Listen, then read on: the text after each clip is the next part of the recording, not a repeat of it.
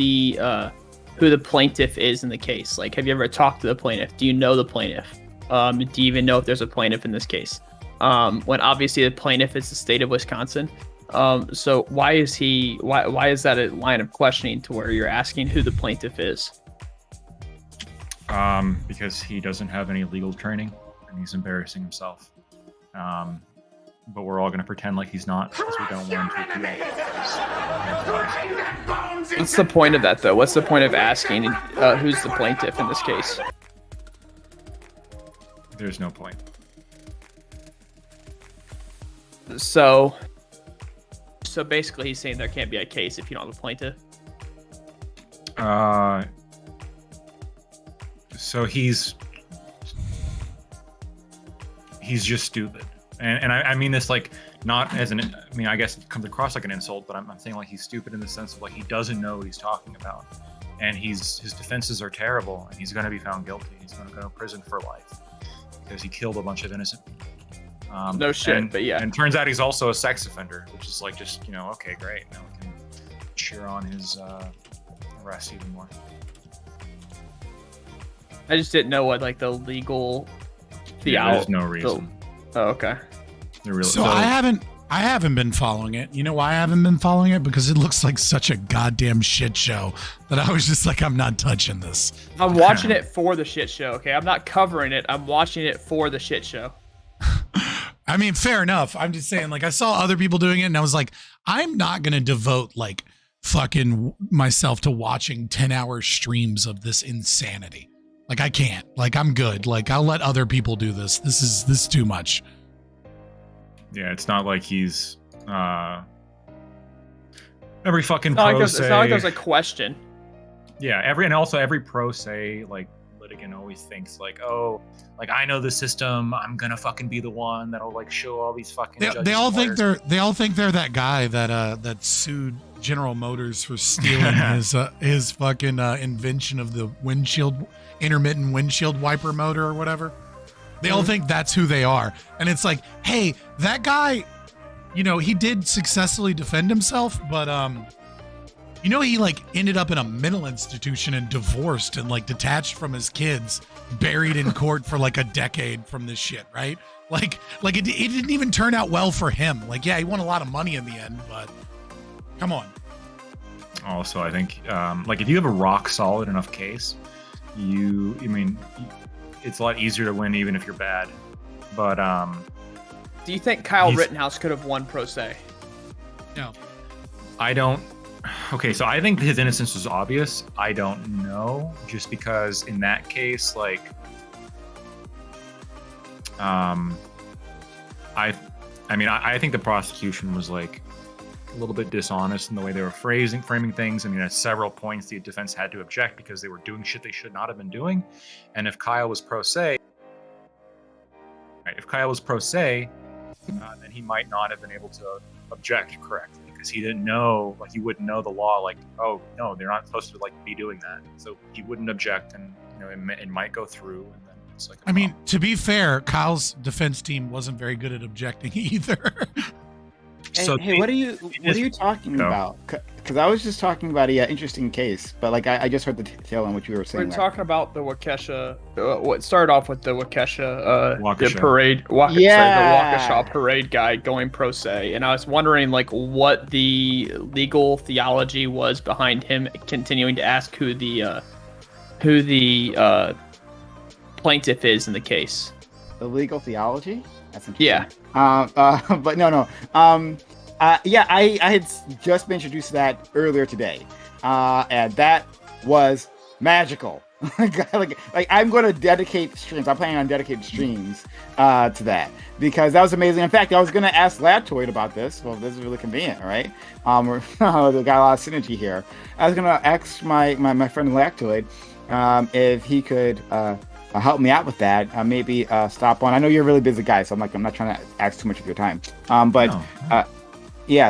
Because my friend Zonia, she hit me up with this thing, and I started watching some of the trial today as it was happening. magical moments, just magical. So I think it'll be super entertaining for everyone. Maybe something we can learn from if we have one of our kind loyal friends like Lactoid coming through. But I can hit you up about that later. But yeah, for sure. No, it's definitely interesting. When you got pro se litigants, it's always, or I guess in this case, defendant, it's always interesting just to see what they try. It's too much for me. I can't. I just like it's like I get more joy out of reading, like attempting to read Mises and Hayek like books on economics than I could possibly get watching that slugfest of just shit thrown everywhere. It's too much. Didn't he try calling the state of Wisconsin?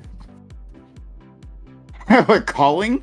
Yeah, he tried to call the state of Wisconsin as a witness.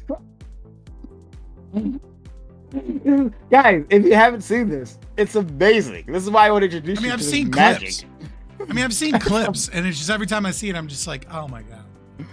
I feel like, you know what I feel like when I see this? I feel like a white 50-year-old man that has like somehow managed to only watch one rap video per decade, and then someone is like check out this Megan Thee Stallion video, right? And like I feel like I have the same reaction of just like shock and horror and like, where has everything gone? Like, you know what I mean? Like it's like the world is ending. Like you know what I mean? Like it's just too much, man. I can't. Yeah. But I feel like that's interesting coming from you. I wouldn't expect you to say something like that. That it was like too much. But I guess if you're saying like it's too much. It's too much. Like when I watch movies and like romantic comedies and like, you know, like a guy is like saying all the wrong things and it's like really cringy. Like I'm one of those people that like I can watch a violent death scene or I can watch a lot in a movie, but like the moment that happens, I'm just like, oh, don't do it. Okay. No. Scott. Okay, then is this like a perfect representation of your like political theology though? Is that no government, he doesn't need a lawyer to back him up, he can do it himself? I think you mean ideology. No. Ideology. Whatever. Yeah. I don't know why I keep saying theology. Ideology. That's not how that works. Okay. No. But Scott, I advocate for arbitration, and that usually means having agencies that have lawyers and things like that. I'm more so just taking a jab at you, but it's okay. Yeah, I know. Okay. Just clearing the air for anybody that's dumb enough to believe the jab. I got a few issues with arbitration, though, by the way, but we'll talk about that. I think we're the same way. As just what I was going to say. And that violent things is like not a big deal for me, right? But it's like. Those moments, especially with the romantic comedies, that was a really good example. Yes. You brought up. Yeah. Like when a girl makes you watch that shit and you're just like, no human acts this way. Like, this is the worst. Like, why are you being so intentionally awkward right now? Yeah. Oh. It's the same in sports movies too, though. There's a lot of cringe in sports movies. Well, I mean, romantic comedy and sports movie is the exact same movie. There's no difference between the two of them, but like in terms of like the structure of the story. What could you tell me, like while we're waiting, Lactoid? What is your problem with arbitration? Like arbitration in general, or? Yeah, so I'll speak on that. I also want to. I don't know if you saw the news on our last topic, the Bayonetta stuff that came up. Yeah. I did. She was getting paid like $3,000 to $4,000 a session. She was making like $725 to $1,000 an hour. But she also lied about how the offer. She directly lied. They were offering her 15, not 4. Right. Well, I mean, like she might be able to weasel it if it was $4,000 per session. I'd have to go listen to it again to see if she like technically said it. But I mean, like, so she might. No. I didn't listen to it again. She specifically said like in total for the whole game, like she totally laid out her own rope, like for the total game, only $4,000. Like in the video, she says that, and then later tweets, she's like, they offered me 15. It's like, oh my god. Yeah, no, fuck that lady. Like if you're over here bitching about getting paid $1,000 an hour, like go fuck yourself. But so my issues with arbitration are, it's less of an issue when you have major companies going through it together, right? Because It's just like cost of doing business, contractual, like it's easy on the court system. No problem with that. The issues start coming when because an arbitrator, because somebody pays the arbitrator, right? And it's the person who puts the arbitration agreement in the contract, which means that there's a financial incentive for the arbitrator to agree with the person paying them. And it just so happens that that's usually what happens, which is so that's not what libertarians advocate for when they say arbitration. We're not talking about like Walmart or Amazon, right? Having a contract that says if you sign this contract, or even if this is like an adhesive contract, right? You agree to our terms of service, then you agree to like an arbitrator that we pay, et cetera, et cetera. What we advocate for instead when we talk about arbitrating is third-party arbitration between two separate firms. So the idea would be that when you go to sign a contract, you have an insurance company or something, right, that represents you, and they look over your you forward your employment contract to them, and they go, yeah, we've worked with this arbitrator before, we like them. And when there is an issue between these two companies, and if it's forced to go into arbitration, both firms are paying the arbitrator based off of either whether or not they win or lose, or however the contract is set up. It's not set up in such a way where a company exercises forcing you out of the judicial system from the state that is representing the state's interest, but also everyone's interest, versus an arbitrator that, let's be honest, is representing the interests of the people that fucking pay them, right? It's just a different system. What would be the answer to civil suits arising without a prior contract, such as suits alleging negligence or recklessness? Or in for criminal offenses. Okay, so let's say two neighbors, right? And let's keep it simple, right? You inappropriately cut down a tree and the tree falls and hits your shed, right? So many fucking cases like that. It's crazy. Exactly. Right. So what you do, right, is you go, hey, look, you damaged my property. And they say, go fuck yourself. I didn't do anything. I just cut down my tree. And then, just like a car accident, right, you could either choose to handle this violently, which is going to cause an escalation of all kinds of crazy shit, or you call Nationwide, they call Geico, they work it out. It only goes to arbitration if Nationwide and Geico, once it gets all the way up to their litigation team, can't come to an agreement that satisfies their clients. And then your previous contract is not with your neighbor. Your previous contract is with your rights enforcement agency, that you trust them to handle these disputes on your behalf, and that if someone else is in conflict, you agree to go to third-party arbitration. That's the voluntary prior contract, not the contract per se with your neighbor. And then if I didn't hire, let's say I didn't hire an insurance company or some rights enforcement agency, what happens to me? Well, it's the same thing as if you don't buy health insurance. Do you have enough money to cover an emergency medical expense? Well, then you don't really need health insurance. But if you're not a millionaire, you're a fucking idiot for not having health insurance. Would some people take up cases pro bono? Would there be some charity? Would there be some things like that? Sure, but ultimately it's your responsibility to be able to have adequate representation of yourself.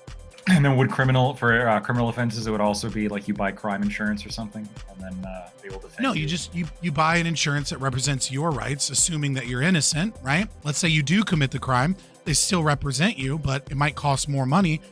Then you could be excised, you could be forced to pay restitution, and your insurance company might come to you with a plea agreement that says, hey, look, if you go to jail for 6 months and you go in this facility, we'll reduce your insurance premiums by a massive amount, because you're proving that you want to spend time to work on yourself, to get clean off drugs maybe, or whatever it is you have going on in your life. You're going to go in this treatment facility voluntarily to set this situation up. But in terms of violent crime, you have to pay restitution. If that violent crime ends with someone killing themselves, logically you can't argue to not be a victim of aggression because you killed someone to that family. You're stopped from being able to do that. So it really kind of depends upon the private property owner and the subjective value of the family, whether or not you're killed for your crimes, you're banished, you voluntarily go into prison, etc. Okay. So we're all here. Yeah, I know. 10 minutes and we're all here, right? It doesn't fucking happen. I'm proud of all of you, right? Each and every one of you guys. Gold star from me. But I wanted to. I'm going to delay starting the actual Reverie for a moment, so give me a second. I wanted to address something, and that's House of the Dragon, because we have a friend Scott here. Scott, at the very start of, and I'm not gonna spoil anything, I promise. Like, not even a fucking thing, not one thing. Episodes behind. Yeah, I still haven't watched I won't. I still haven't watched I know you have. Yeah, you haven't. But watched it, I'm gonna binge watch it like probably like either this weekend or next weekend. It was a great okay. Well, then, so what I was just gonna say is that because I remember at the start of the season, you said that I'm going to wait till like once the season is complete, and then friends of yours have like given their okay, for you to take a look. Yeah, I've So heard I it's was gonna mostly give you trash, reasons. but I might watch it just to watch it. It is not mostly trash. That's what I'm saying. Like I was having a conversation with my man Doobie previously, right? And I love what they've done with this. And again, no spoilers. I'm not spoiling anything, right? It's just that people have been saying that it's slow to start with. And I think that actually really works for it because it's building up the issues. We already know, right? Like the premise of the show is that there's going to be a war, right? That's not a spoiler for anything, but it's literally the premise of the show is that there's going to be a war. But it's going to be a war between family members. And they took the time to like painstakingly show us these relationships and so that it's meaningful when they tear everything down. So I'm really excited, especially like these last few episodes have been like amazing, really fun. Glad you're nerding and I out. think, yeah. And also, I wanted to address the point that you had like an objection that you had previously. You were talking about how like you felt that it was changing the story, and I pushed back on you there, right? I think it's like after watching the full season, it's less that they're changing the story than improving that. And I know that sounds like a cop out, but I don't think it is. Seriously, because in the Fire and Blood, yeah, thank you. Within the Fire and Blood novel, which is where this comes from, like it uses unreliable narrators, excuse me. Right? It has multiple narrators, and they'll give you like different accountings of different things, right? So like they'll say like the one narrator will say like this person died this way. The other one said like, oh, like they just had a cold and that's how they died, right? So which is super interesting. Let me defend it. Right? But in this one, they're first of all giving the definitive version of what was supposed to happen, and secondly, in terms of their characterizations, they vastly improved it. Right? The greatest example is the king. Right? The king himself, Viserys. Like in the books, he's just like a fat, like slobbish, like a non-caring king. But in the show, like he's like an extremely nuanced character, like who's failed his family. Right? So I think this is all like a massive improvement. In fact, George R. R. Martin said like he thought that his portrayal of Viserys was trash. He wished he could go back and rip those pages out of the book. That's his words. And replace it with that. So here's what I'll say. I've not seen it. I don't know how good it is. But my buddy Casimir, who is a Russian Jew anarcho-capitalist, which should tell you about how massively critical he is of everything. Every stereotype you believe to be true is true. I love Casimir. Love you. He says, right, and he knows his shit when it comes to cinematography. Like we watch a lot of old films, like super passionate about it. He says 9 out of 10 cinematography, 9 out of 10 staging, 8 out of 10 dialogue, 9 out of 10 acting, 5 out of 10n story. Well, look, that's his opinion. At the end of the day, and he will shit on a movie. So I mean, like, I don't know. I might check it out. The story isn't like new. It's a very typical story, but it's told like his other rating should give you the edge here. It's told in a very well thought out way. The time gaps, the jumps, I think are done very excellent in a very excellent manner. And to the point about the king being different in the books, yes, the king in the show, in the movie, my favorite character. He's my favorite character in the show, right? In the books, he was trash, right? But in the show itself, 10 out of 10 stars. The actor nailed it. The dialogue nailed it. His portrayal was just amazing. That's all I have to say on the subject. See it if you haven't, gang. See it if you haven't. Yeah, and actually, to Prime's point, at least from my understanding so far, I'm like 2 episodes behind, so I haven't seen the season finale, but I've heard good things. But so I take your point, Scott, at least in terms of the feedback of like, yeah, it seems like it starts off slow, But now, like once I sort of like power through like the first 3 episodes, it's more or less like they're setting up the chessboard, and like there's a payoff, and you have to be like patient to sort of like dude, power I through. love slow. Like a lot of people hate the movie Signs by M. Night Shyamalan. That's one of my love favorite movies. M. Night I love that Shyamalan. movie. Everyone's like, that movie's so trash, it's so slow, and I'm like, I don't mind it being slow. Exactly, and there's like a lot of build up, and like the payoff in Signs, like I think is like fantastic. One of my favorite movies, like it's up there. Swing Away was a little stupid, but you know. I thought that was a good tie-in. A little heavy with Chekhov's gun, but you know. But like, yeah, it seems like with House of Dragon so far, like I was sort of losing patience a little bit, like with the first 3 episodes, but there was a payoff, and like I was rewarded. Like, oh, okay, I see. They were setting up a chessboard, and like now they're playing, and like stuff is happening. And so far, like I'm glad that I powered through it, and it seems like the season finale has lived up to the hype, but I haven't seen it yet. DB, did you want to say something? No, I agree with you. Yeah, I was iffy about the show at the start because I felt like it was very, very slow. But yeah, I agree. It was definitely worth the build up. Okay. All right. Well, thank you for indulging me, everyone, with that. I like the show. Okay. Just real quick, all the compliments I gave to House of Dragons, I'm gonna turn those around. Rings of Power was shit. It was entirely shit. Everything about it was shit. Okay, thank you. I'm on the. I've only finished. Sexist. I literally finished the second episode, so I don't know. I'm going to take a look, and maybe it is bad. I don't know. So yeah, thank you so much. Hello everyone. This is the Reverie Roundtable, which we have at Mondays 8 p.m. Eastern. We have a great group of individuals here. I'm very excited to have them. If you are new here, hit that follow button. Make sure notifications are on so you know I'm going live. I do this all the time. We'd love to have you. And follow us on social media, especially social for that. Okay, so I'm going to introduce all these fantastic individuals. We'll start with my man Wick. Hey, I was just on this familiar face, just on his panel a second ago, and had a lot of fun there. So if you guys weren't there, if you're just joining us, then you missed Wick's panel, you should go to his channel and check it out. It was a lot of fun. He had Chud Logic, Not So Erudite, me, other people. Other people. No, thanks. Did you have anybody good on? It was about incels, right? And I reached out to incels like Black Twid, but I wasn't able to get him to come on. It just didn't work out. The closest I could get was Prime Kai, and he helped me out there. It was a great show. We do shows like that before the Reverie, usually on Mondays and on Fridays as well. And when we have a call-in show tomorrow, actually at 6 p.m. Eastern, that people can call in and bitch at me about, and that's what they usually do.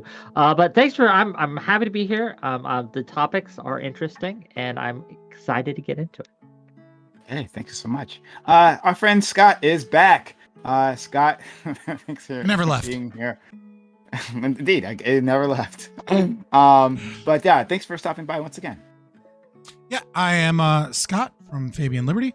We're an anarcho-capitalist duo stream. We do a lot of interviews, do a lot of panels, do a lot of debates, do a lot of news. You know, I love you, Prime. I might not like your politics. I think your politics are utter shit. But, you know, I love coming to Prime, guys, because if it wasn't for Prime and his late night, very, very late night, kind of like panels where he brings on fucking anybody, you know, I probably would have taken me probably another 6 months to get into like the debate space, right? It was a lot easier to do it because that exists. And it's one of those things that proves that, you know, in a world where 99% of the streamers that you like are 100% in it for the drama, the clicks, the views, and the clout, you can tell that at least, and we're all in it for that. Let's be honest. Like anybody that says they're not a little bit is lying, but Prime Kai shows that he's in it for the love of the game. And so if you're not up late at night and at least sometimes to watch the shit show that happens at 2:00 in the morning, you should be, because that's where the talent is. That's where the people you haven't heard from get their start. And so appreciate Prime. I never support Prime while I'm streaming. You should watch me. But at 2:00 in the morning, you should definitely watch Wild Motherfuckers. Come on, Prime. Thank you. No, seriously. That's those kind words are much appreciated. We had like a Wilder stream on Saturday night. I came on. Oh God, that should escalate really quick. But that does happen. Random people. I didn't even know that guy. He came on. It was a good time. So thanks so much. Let's go to our friend Corey. Right, Corey is back. The separation did cause me anxiety. So Likewise. I'm glad our friend is here again. How are you? I'm doing so well. Super excited to be back. Always grateful to be invited. And I echo virtually all the same sentiments that Scott just went through. Shut up, copycat.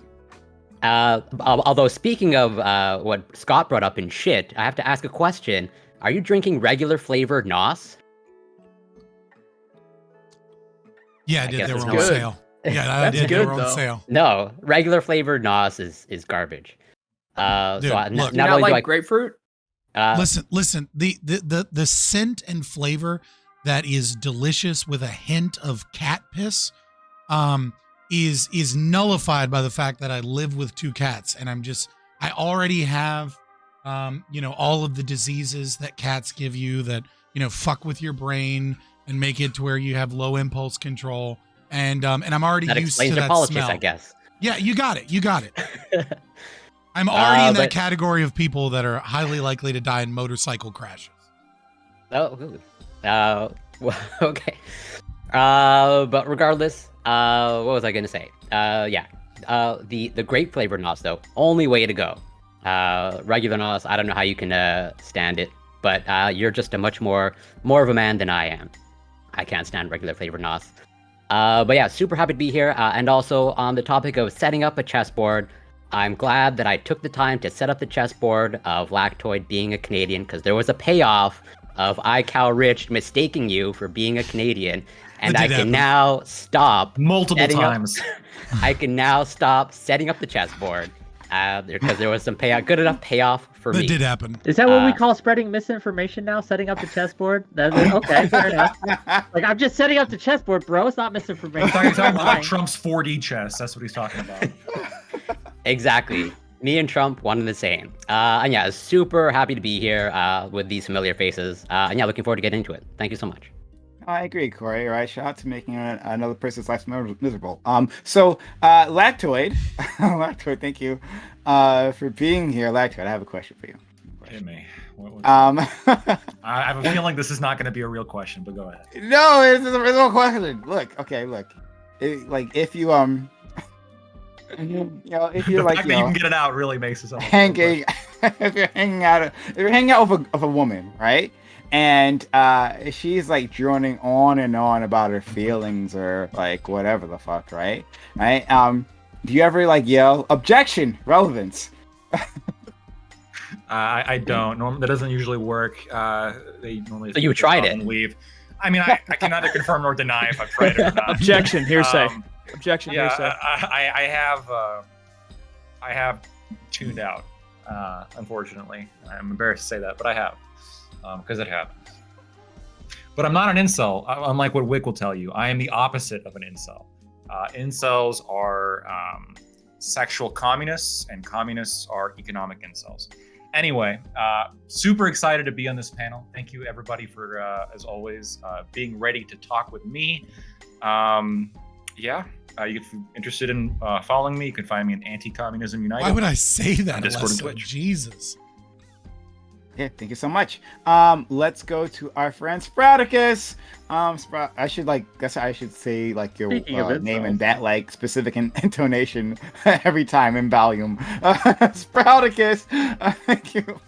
Thank you for coming back here, friend. We're always happy to have you. It's good to be here. So I'm Dispraticus. You can find me at twitch.tv/Dispraticus and twitter.com/Dispraticus, except for today when my Streamlabs doesn't want to work. So right now you can find me at Anti-Communism United. That's on Twitter too. So if you need the link, go to my Twitter. It's there's the most recent post. My just man. going off of what Fabian said is Prime's late night shit is awesome if you're up at that time at night.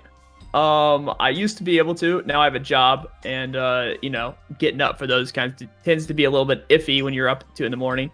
Debating absolute idiots that come out of the woodwork. But you know what? Sometimes it pays off. I was on a Prime's panel one time at like 1:30 in the morning, And one of his viewers told me if I went live right now that they would donate $50. And damn sure I went live and 50,000 bits came in. So it could be worth it sometimes, or 5,000 bits. I don't know, whatever $50 is in bits. 5,000, yeah. 5,000 bits. So 5,000 bits came in. So you know what? Sometimes it pays off to be on Prime's panels. But it was a good time nonetheless. And if you haven't seen them and you're up at that time at night, I don't know what you're doing at 2:00 in the morning besides watching Prime's panels. But other than that, yeah, it's good to be here and it's a fun time.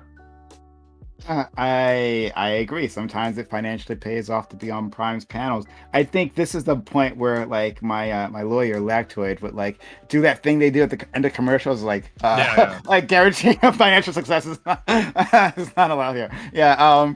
So join today. Enter in for a chance to win a free $50. Exactly. Yeah. And to be clear, like, yeah, my panels are not for productive people. Okay, right? So now that you're adding to the economy, you've got better things to do. So thank you, thanks, buddy. Someone who shows up my panels a lot, Doobie, though, is also here. Doobie, I much appreciate you, friend, for stopping by. Our Dark Lord and Savior back with us. Yeah, thank you for having me. Okay, all right. So let's jump into it.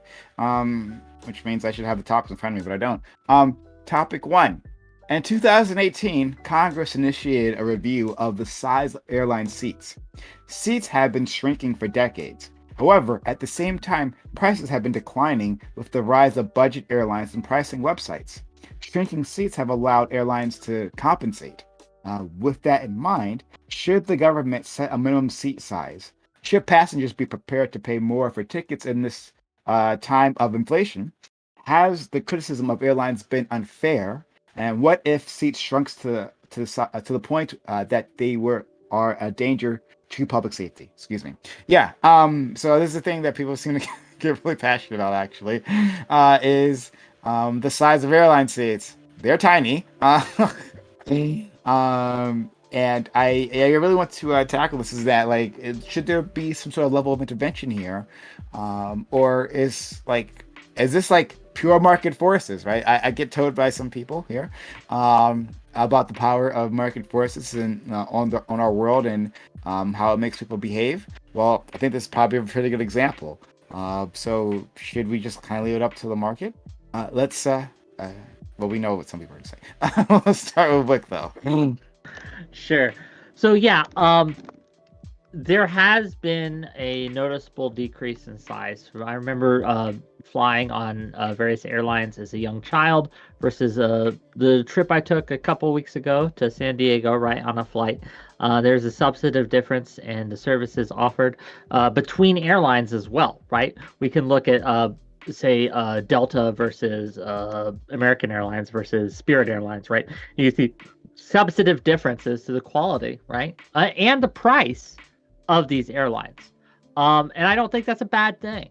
I think that it's okay, right, for airlines to offer, like, well, you won't get as many amenities, but it'll be a lot cheaper if you fly with us, right? You don't get the checked baggage, and you don't, if you want all those extras, you have to pay for them. But because we are microtransactioning it out, so to speak, we can offer you a lower base fare. I think that's a good thing. And when it comes to the part of the question where it talks about should the government intervene for a minimum seat size if it starts affecting public safety, obviously there's a line where I would say, okay, yeah, that's you need to at least have your product meet the minimum guidelines to be safe, right? But at the end of the day, when it comes down to it, if someone wants to pay for a smaller seat or pay less and have a smaller seat, that's nothing wrong with that. That's my take. So much. All right, Scott, please. So I was recently reviewing a debate on the Soho forum between economist Gene Epstein and Applebaum, and they were talking about cartels. And Applebaum, the leftist, he made this claim that the United States Airlines are a cartel, and this is part of the problem why they're not as competitive as some of the EU things. And I was really skeptical. I laughed it all off, and I kind of started digging into it. And what I found instead was that he was right. He is right. They are a cartel. And they're able to be a cartel in a way that, even though cartels don't economically work, because of regulatory capture. The reason the airlines suck so fucking bad is because they are one of the most subsidized industries in all of America.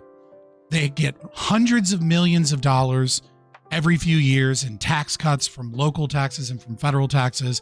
Every time the economy takes a downturn, we saw this when Obama bailed them out. We saw this during COVID, where they got $54 billion under the Payroll Support Program Extension Part 1, 2, and 3. They got a $7.5 billion loan under 4003B1 under the CARES Act. And if they don't pay just that loan back, then the United States government the Treasury Department gets to own 10% of the stock until they're willing to buy it back from them. Yes, seats are getting smaller, but there's tons of innovation that exists in the market. One of the things that has been proposed is actually increasing the cabin size in terms of height, and then having seats layered on top of each other so that you could have more room and you could cram more people in. The fact of the matter is that people are bitching about a service that looks exactly like fascism. This is how economies work under fascism, is when the corporation and the state work together and they protect each other. It's, that's what economic fascism looks like. Using your tax dollars to subsidize and bail out things that are not innovating and not competitive. The fact of the matter is that poor people pay taxes so that middle-class people and rich people can have cheap flights. And even still, they're not successful, like Larry Summers, who is the economic advisor under Obama, right? So it's not some hardcore right-winger, shows that because of all of these bailouts and government subsidies and money, what they do is they have a lot of excess planes and a lot of excess seats, and they don't actually need to worry about being economical or have innovation because the government comes and bails them out over and over and over again. So if you want seats that you can pay for that are cheap, that are cramped, you should have them. You should be able to do that for cheap flights. And if you want, a first class ticket, then you should buy a first class ticket if you want a bunch of legroom. And if you say, hey, you don't have any skin in this game, I'd like to just point out that occasionally I do fly and I'm 6'5". So fuck all of you because it's really cramped for me. Thank you. Thank you so much. Corey, please. Yeah, so I'm going to be a copycat again. There's definitely some sentiments that I echo from Scott in terms of airlines should not be bailed out. And I'll even use the Canadian example of Air Canada. It seems like, based off of my understanding of what took place, Air Canada has sort of been like a floundering Canadian airline for a while, and it's only been able to continue to exist as a result of basically government bailouts or through taxpayer dollars, which is like a bad thing. It should be allowed to fail. As much as whatever I'm proud of Air Canada, if it can sustain itself, it should be allowed to fail, despite it being Canadian. But regardless, I'm going to go full pro-communism united and say there should be no classes in airlines. All seats should be the same size. There should be no economy. There should be no first class, business class. I don't see any reason why all seats should just be standardized to whatever is the safest. That should also presumably allow the airline to be profitable. And that's more or less where I stand currently. Thank you so much. Please, Lactoid. Everyone's seats will be more expensive because of that. So, a few years ago, that's what'll happen. Before COVID, I flew Spirit Airlines. Okay, for years when I had been going over to Europe, we had all those frequent flyer miles, and we could afford the bougie Delta. It was a brilliant time. But me, when I was paying for the ticket, I didn't buy Delta. No, I bought Spirit Airlines, and I'm not sponsored by them. And I looked them up beforehand, and I realized, well, how they make all their money is they nickel and dime you, right? So you got to put your thing in the little slot. If it's too big, there's a viral video of some guy breaking a skateboard. It's very sad because his skateboard doesn't fit in the little slot. He should have bought a bigger ticket, right? But not me. I wore a week's worth of clothing on that flight. I wore 7 pairs of socks. I wore 7 shirts and 7 pairs of underwear. 1 pair of jeans because I'm sorry. I think people who wash their jeans daily are just, neurotic. And I was able to get from Chicago to Denver for under $60.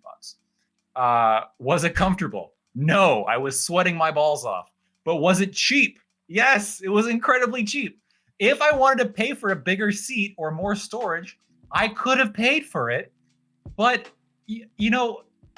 yeah, it was convenient for me to do that. In the same way that if I got a bunch of money, Fucking lawyers. that's a market economy. Like having a bunch of money, you can pay for some convenience. You could have a bigger seat and more space.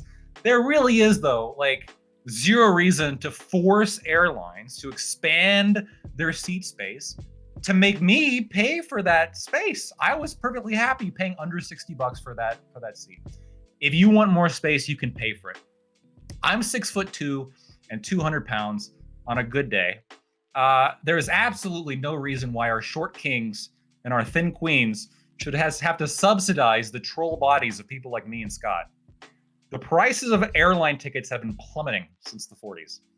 And I agree, regulatory capture and subsidies is a major problem with airlines. And get rid of the government out of all these markets. But the solution is obviously not to use the government to force them to have bigger seats.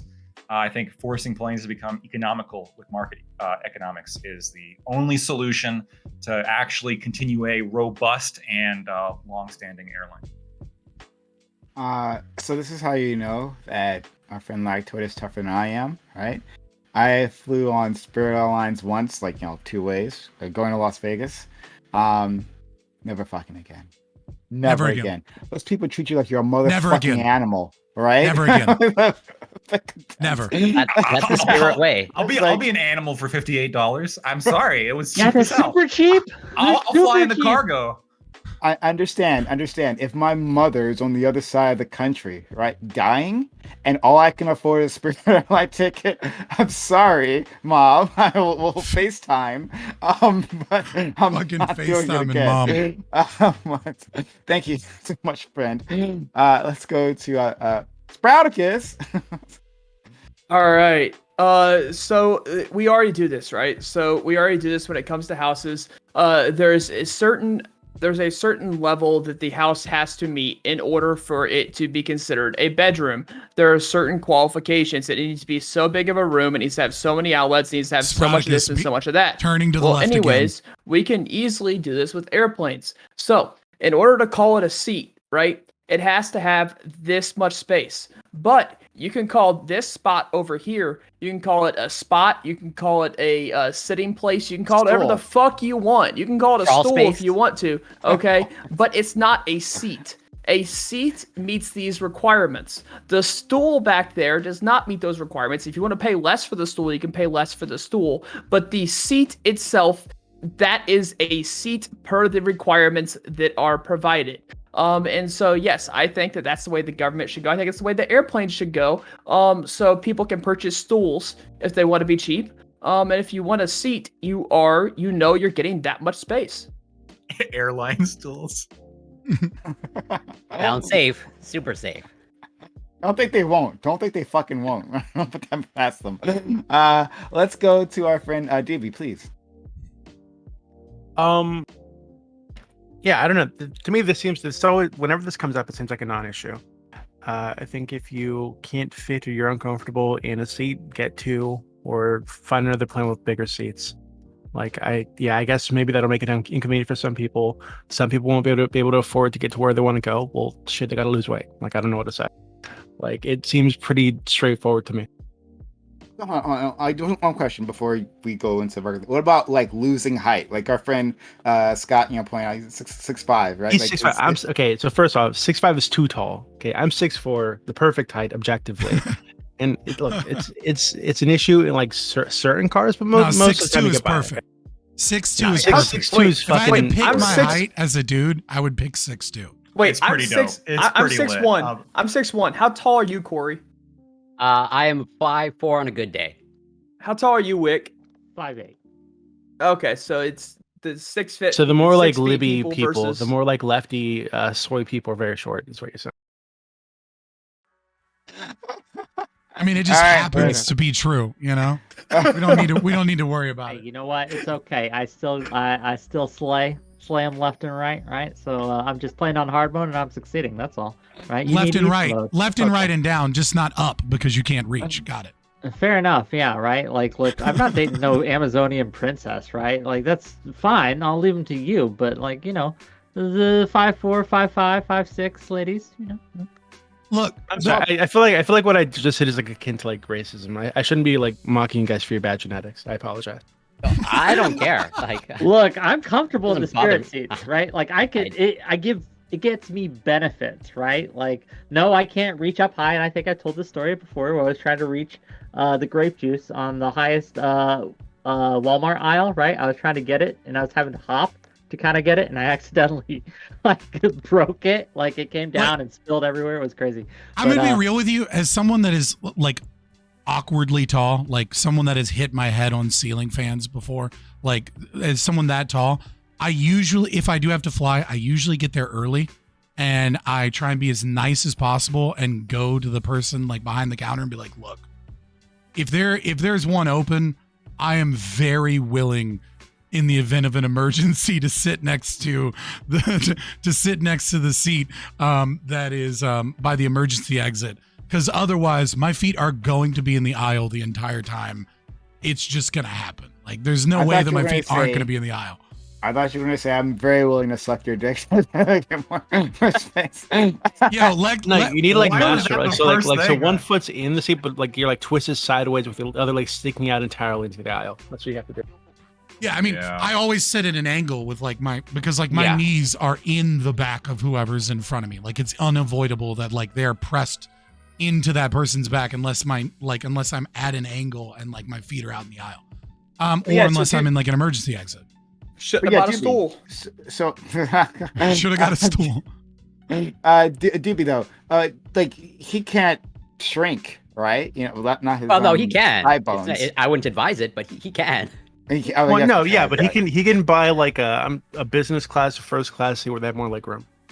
If that's what you have to do to be I mean, comfortable. the thing is if you get rid of business class, or you try and like force a certain like standard, all that you're going to end up with is more expensive plane tickets and Yeah, you're gonna try slightly to keep larger out. seats. I think Like, that's that's a good stupid. thing. I think travel should be. I think this glorification of travel is like actually What? stupid. Whoa, like, no, No, this because is the, dumb. no, the environment, Okay. global warming, right? Yes, yeah, yeah. yes, absolutely, I absolutely. knew it. It's a What? contributor The to ability- 2.5 to 3.5% of greenhouse gas Corey is one of emissions. these people that Alex Jones warned us about. He wants us to live like in a fucking hive city on top of each other. This is ability also to act this is is also exactly a problem what I with said. poverty. Like, the more expensive it is to travel from one part of your nation to another part of your nation, the more you incentivize poverty and the more you incentivize issues with housing.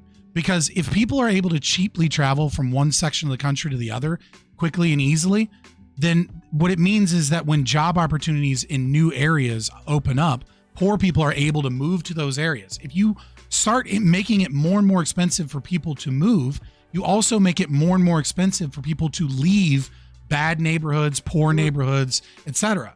My problem which is is why- that right? Airplanes are not the only way to travel. I believe there's But like that is why trains they're and heavily railways. subsidized. Bicycle. You could bicycle. That's healthy. Yeah, That is- you but can walk No, too. no greenhouse gas emissions. But that A is bicycle to why California. airplanes.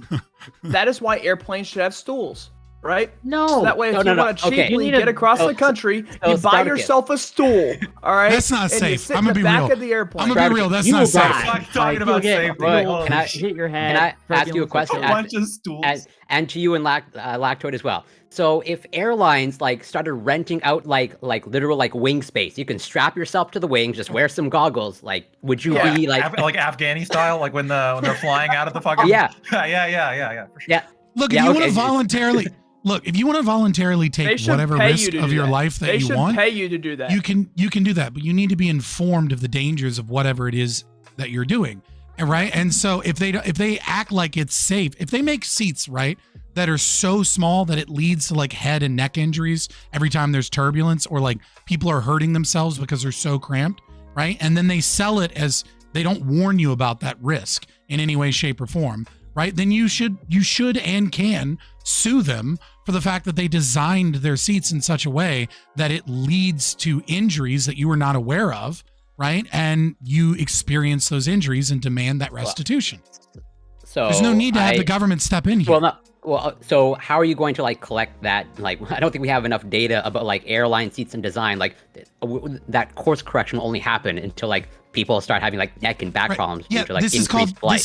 This is called the economic calculation problem, where evil pieces of shit like you want the government to try and discover what those problems are through research and data, and like try and figure out exactly what the perfect situation should be. And what this is called is bureaucracy, red tape, and issues dealing with the economic calculation problem. The way that you find that data and information out is that you allow the market to make seats that suck, and then they get sued by people that choose to do those things. And it is a more accurate, better, efficacious way of discovering that data. You can't. No, that's just called science and quantitative analysis. As in, like, yeah, no, I it's take your not. point. It's called central planning. You are probably willing. Piece of shit. Probably willing to sacrifice X like number of people. You're willing to steal money in the name of saying that this is okay. We'll figure it out with the science. And when you try and use science to justify central economic planning, they have a name for that. It's called lysinkoism, and a lot of fucking people are dead because of it. Fucking stop. Or economics as well. And like, no, it's not called economics. I'm not stealing your money. You can yes, move to another. You can move to another place, Scott. You're all about mobility and airline. Move to a place where you don't have to pay taxes. No, he can't move. The airline tickets are too expensive. No, because of your seat restrictions, he can't. I have plenty of fucking leg room, but I won't be able to afford to fucking move. You don't have to do it by airline. You can. There are various ways of relocating, and so like, why not just go to a place? There's a reason, though. Let me interject here, okay? I put on my wizard hat, so I'm gonna cast some spells on you motherfuckers right now. Okay, so there's a reason. The ability to move does not get rid of aggression. But continue. Please let me talk, right? For just a moment, a smidgen, right? A particle of time. The reason why things have largely improved in the last 100 years, right, for the lower classes in America. And if you want to fight me on that, we can, but they absolutely have gotten better overall, is due to ease of travel, right?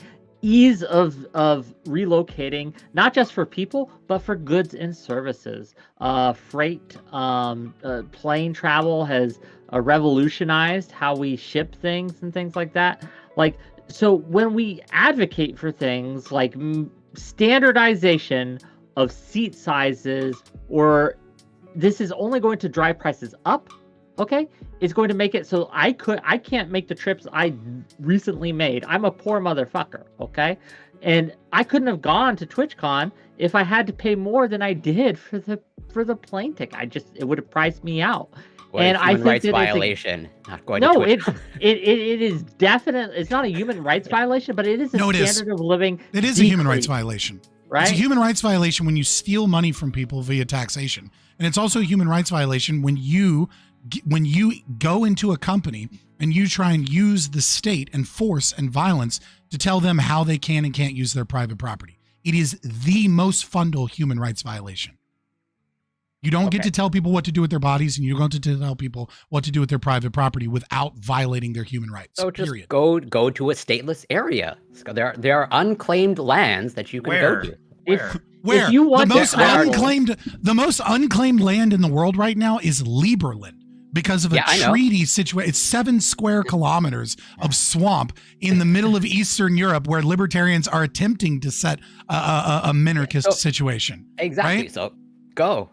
Look, if you want better, didn't it get invaded? I love the communist that says I want to use aggression and violence against my people. I want to force them via government regulation and steal more and more of their money. But it's okay. I'm not forcing you because you can fucking leave. I'm going to hold you to this out of the country. I'm gonna hold you to this every single time a Republican or a conservative party, right? And you get mad when you get your fucking asses kicked and Pierre Palevra takes over your country and there's conservatives in your country going love it or leave it, and you're like, well, no, we need to talk about why this is wrong. I'm gonna say fucking leave, move. Why don't you just move, bitch? Wick, did you ever get your point out? I'm not sure. No, apparently not. Okay, so again, if you don't want, right, like the small seats, you have an option currently, to upgrade to have a better experience flying. That is an option that exists. When you advocate for government standardization like this, you are taking away an option that exists for people who don't mind a little inconvenience, or a lot of inconvenience, like Lactoid, right? Stop taking away my stool. Yeah, it's options. I'm a big believer in giving people the most amount of options and freedom of choice as reasonably can, right? That's why I said at the start, I would not be okay with strapping people in the wings, or obviously minimum safety standards I advocate for. But when it comes to things like I had to call somebody a Lysenkoist. It was getting fucking boring. Having to cramp up a little bit ain't gonna kill you for a 4-hour flight. I'm sorry. I mean, it might. I don't know. Then you can sue. Yeah.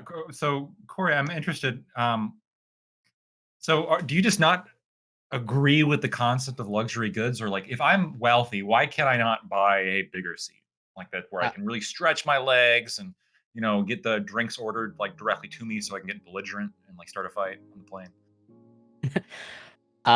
Yeah, I think there's a total cost, a long-term cost to luxury goods. As in, like, I've asked this question on to other people on different so in the world that we want to strive towards, for example, like Lactoid, do you yourself, considering there's 8 billion people roughly on the planet, do you want everyone to like own a super yacht? Do you think that's like a good move towards? Like everyone just like the entire ocean just filled with super yachts? I mean, I think there'd be like very pragmatic limitations to that, and very quickly people wouldn't want to get super yachts. But to me, it seems like we're having the opposite problem here, is that first class ticket holders subsidize the tickets for economy, right? Because they're the ones that are paying the higher price, like that outpaces the actual cost of putting them on the plane. So like, if we remove that, like the poor people, it would be like, for poor people, more expensive for them to fly, right? Potentially, yeah. Like I will fully admit I have not done the calculation in terms of like what is the exact economic output if every single seat is the exact same size and we eliminate first class and economy and business class. Like, yes, I will bite the bullet that it will probably drive up costs. But at the same time, for poor people specifically. For everyone, sure. For first class ticket holders, right? Because they were they'd be getting a cheaper seat. They'd be getting a cheaper seat. Yeah, sure. And that's fair. But I'm also like, this is where like it brings in like, well, in terms of like limitations on like the amount of wealth that you can accumulate, et cetera, et cetera. Where that's why it's like I don't think 8 billion people on the planet should be in a position to acquire a super yacht. I think there was actually somebody famous who actually once said this, where it's like the socialist-minded person sees somebody in a yacht and says, nobody should have that, and like the liberty-minded person sees somebody in a yacht and says everybody should have that, right? I think that's like a classic saying. I don't think there's like I don't take it as an insult to hope that one day everybody gets to live in luxury. In fact, a lot of like necessities that we take now for like granted used to be luxuries. Toilets used to be luxuries. Cars used to be luxuries. Airline fucking tickets used to be luxuries. Like rich people would get dressed up on phones, internet, phones, like all this shit. And what happens is like over time, like the research on this and the people paying those exorbitant prices are subsidizing that technology to become within reach of all of the rest of us poor schmucks. Okay. It is a beautiful thing. And there's an unforeseen cost. And I have no problem saying that if you value luxury, or rather excess luxury, without getting it. What's the we can have that conversation. What's the cost of luxury? Easier or harder in general, Corey? Do you think people should have an easier time of it in life or a harder time of it, like to live? That's a loaded question. I understand it is, but you understand why, right? So some of these things that are luxuries, like I want everyone eventually to get a super yacht. Now there are again, as Lactoid pointed out, problems that arise because of that. But no, it's okay. We'll colonize space, and then there will be enough ocean for us all to have a super yacht. Like at a certain market solutions. We want, right? We want to spread the good. And this is a problem I have with a lot of extreme leftists, right? They don't want to bring people up to the standard. They want to take away the privilege of those they feel that are privileged. Okay. And I think that's the opposite of what we need to do. I want to give my white privilege to everyone. I don't want to take it away from me, right? I want to spread it, right? I don't want to have it taken away. Wait, did you say you want to give your wife privilege to No, everyone? wife privilege. White. And that might include a wife. Oh. I don't know. We did talk about but- incels, like, I want everyone to have look, I want everyone to be able to be in a committed, happy relationship. I think that's a thing that, everyone should have access to. Yes. But in a committed, happy relationship, your wife wouldn't have privilege to everyone. Okay, so I'll. Well, I Yeah, are mean, you not what he said. misunderstanding what how I'm really relationships happening here? change over time. I don't know. I like Corey. I want to hear from Doobie too. I want to hear what Doobie's. Yeah, actually, I had a- thought was. I think what Corey is saying is actually pretty reasonable, though I disagree in this specific case. So for example, right? So if everybody wanted to like roll coal, right, which is where you like modify the diesel engine in your truck and fucking have like huge black plumes of like exhaust coming out of it. Yeah, I guess people could want to do that, but if we allowed everybody to do this, or even like a handful of people to do this, it could make life pretty fucked up for the people in the community, right? So we should probably say, hey, you shouldn't do this, right? We're gonna put limitations on this because it's gonna hurt the community, it's gonna hurt the environment. I think you could make the same argument toward the airline seats. Yeah, it's people want the That's not luxury, what sure, happens. but overall. People traveling more often, having the ability to travel more often because flight prices are lower, is actually going to hurt the environment, hurt everybody long term. So we should put a limitation on this, and actually it being more expensive and to the point where it's like discouraging travel in this way is a good thing. What and you're so actually talking about is you're talking about marginal social cost not being calculated in the price demand equation, right? So rolling coal or flying planes everywhere is doing some form of environmental damage, and you're not able to actually prove that the environmental damage has a first order consequence that can be measured against an individual, right? So if I live next to a factory and it's pluming shit, I can sue the factory for poisoning my water. I can sue the factory for like the smog of my unable to breathe air. I can sue them for like damaging my clothes. But if I live on the other side of the world, can I really sue the factory for their percentage of carbon emissions into the environment that causes like climate change that may or may not cause a hurricane in 10 years, right? Like it's an impossible thing to litigate. And so the state assumes that this is a market failure in the market and comes in to regulate what they believe is the marginal social cost of the marginal social utility to attempt to get the economy back to everyone's interests. The problem with this is that it doesn't actually get rid of the economic calculation problem, is number one. And number two is that by affording them this monopoly, you get this authoritarian shit that you have happening. That it's not the appropriate way to litigate these things. When you have these large companies, like when you have state institutions in charge of economic central planning, what you get is you get the UK saying we need to institute laws to reduce our carbon emissions, and doing so from 1997, and then looking at the data presently, and what you find is, yes, they reduce their carbon emissions until you actually attach the carbon emissions to the goods and services. And then you find out what they did is they offshored manufacturing, destroyed a bunch of jobs in their country, had it manufactured in third world countries with lower carbon emission standards, and then used carbon to ship it all the way back to the UK, and they actually increased their carbon emissions. So like when the state is involved in central planning, it's unable to fix these things. If you want to fix these things, what you need to do is you need to get rid of the state's monopoly on the ability to punish companies for doing things like this. As it stands in the United States of America, the Environmental Protection Agency is utilizing your tax dollars to determine when these companies break rules. But with that is afforded a certain legal immunity from individuals being able to sue them on grounds of certain things that they do, such as their emissions. If you live near a company that has all these emissions, you should be able to sue them. They shouldn't have that protection from the state. So like this idea that we're going to standardize airline seats and it's okay because even if it restricts travel because it's going to like restrict carbon emissions, you're talking about layers and layers of economic things that a government can't figure out. And you talk about unintended consequences of the market. The problem is that the unintended consequences of the state are worse. I'm not saying free market capitalism is this beautiful thing that fixes all problems. What I'm saying is that when you start adding central planning to this, you make the problems worse, not better. Wait, how would an individual even begin to like start the process of suing an airline for the emissions, the carbon emissions around their community? Like, how does that process even start? How do you quantify? Did you listen to what I said? Yeah, I did. Okay, well then you didn't get what I how said. do you I specifically did. stated You said, that as hey, an issue. No, hold on. I understand you said right now, you said, hey, the EPA is in place and therefore these individuals can't sue these companies. Okay, so let's assume the EPA is not in place.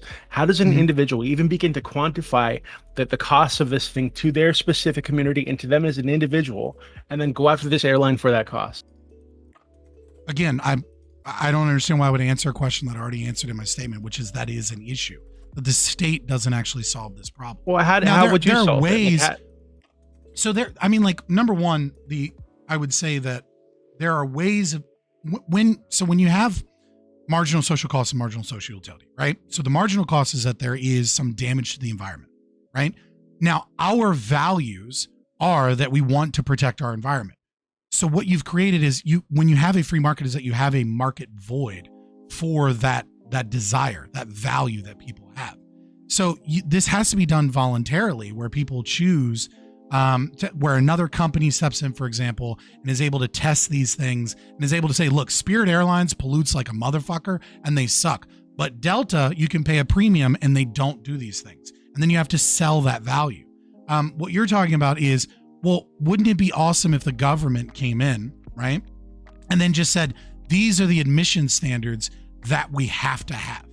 And it sounds nice, right? Because you got rid of the pollution that, let's say, Spirit is doing more so than Delta. But the problem is that you increase the costs.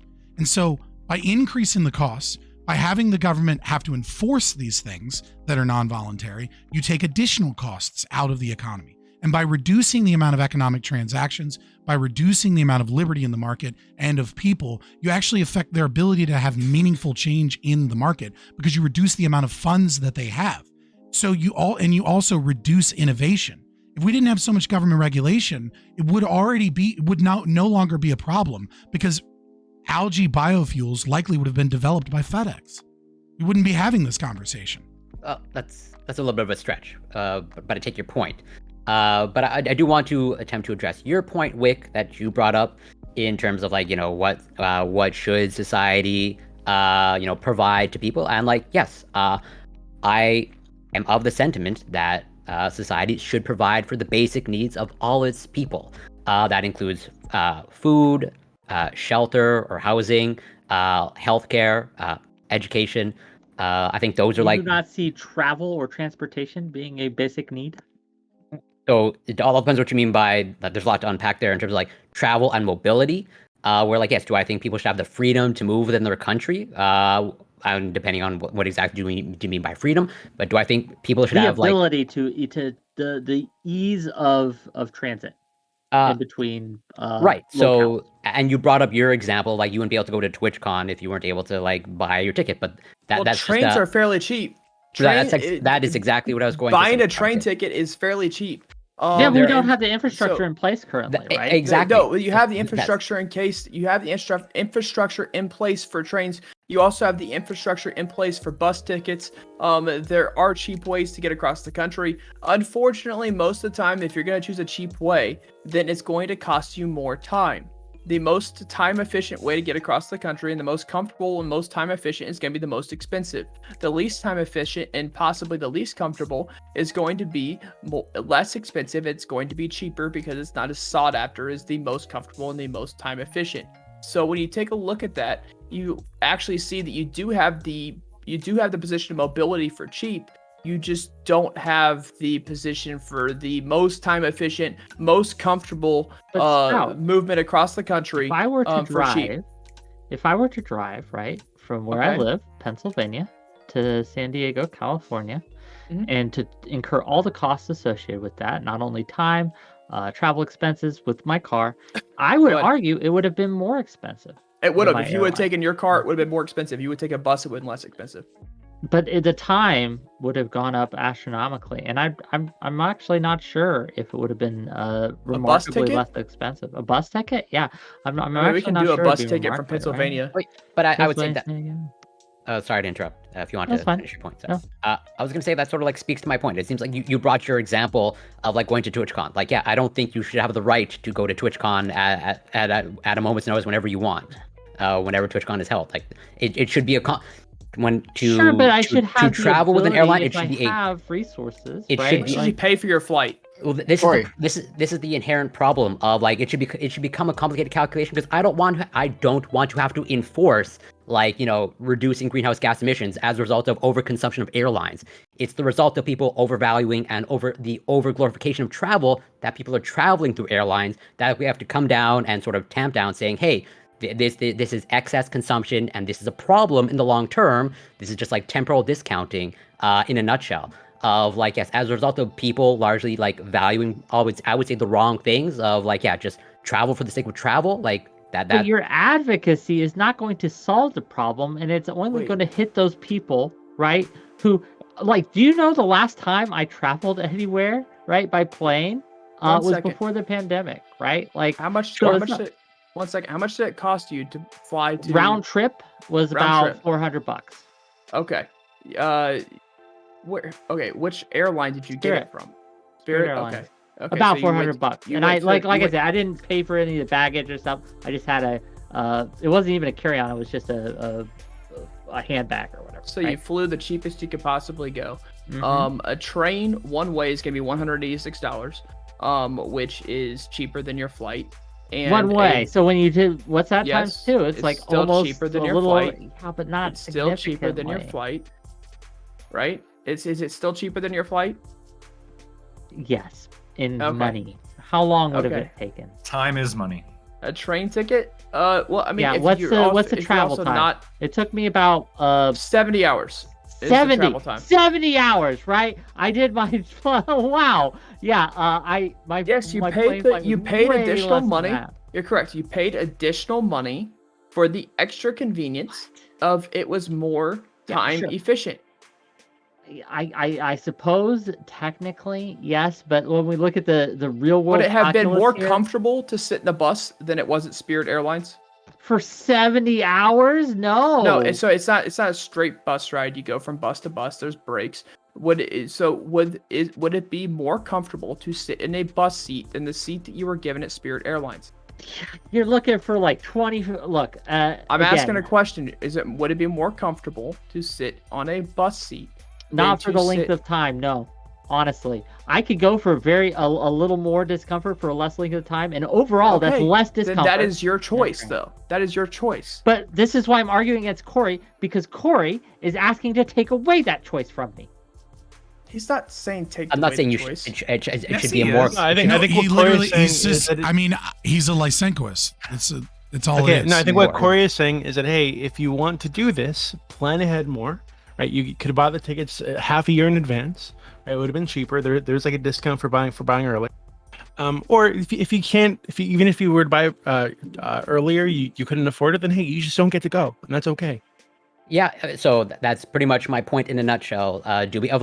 So if go back to my point of like, yes, I'm of the sentiment that society should be providing for like your basic needs, including housing, or rather shelter, and food and healthcare and education. So if society's providing that, your need for travel should decline. If it's not, that's a problem, or you should probably like then plan ahead and it becomes a complicated calculation to travel. Like, yeah, I do not think you have the human right to go to TwitchCon. That's a hot take, I know.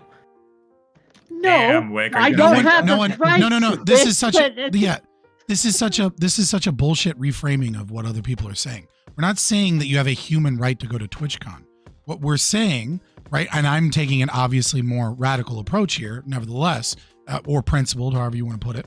What we're saying is you don't have a right to interfere in business and people's lives to try and drive up the cost with your fucking central planning and government because you think it would be better if travel was less often and it would be better for the environment. And You don't have think the right rich to people have pollute the right air to- that I breathe with your poor choices.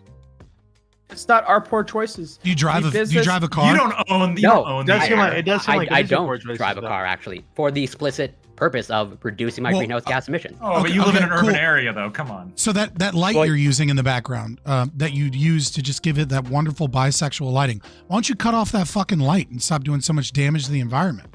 I can see from the other side you got some light from elsewhere that's not studio lighting, possibly a light in your kitchen. Why do you have the right to have that light on that is most likely using forms of energy that are not green energy? Yes, this is the argument to futility of like, if you can't be absolutely perfect, then you should take no action whatsoever. I'm just trying to call to the attention of like, yeah, you probably like driving in and of itself in this.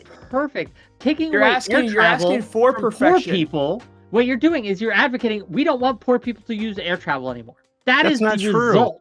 That's Like, not, hey, yeah. we That want is the poor result of people what he's to plan advocating. ahead, They to have should walk some like the discipline and peasants they take are. responsibility for themselves. And if they want to fucking travel somewhere, if they don't have the resources to do it easily, then that's they need not to the fucking result. plan ahead. That's They totally should, That's they not- should pull a so- rickshaw so down all that's- the way to the other side of So Colorado. that's not I'll what plan you're ahead, man. that, Get on the wait, fucking one plane. second. One second. I'll plan One second. ahead That's- my that's not mother's what- funeral when I need that's to not get a what- quick flight. I got it. That's not even what he's arguing for anymore. The argument is now that you shouldn't have a right to fly, essentially because the effects on the climate would be just far too dangerous.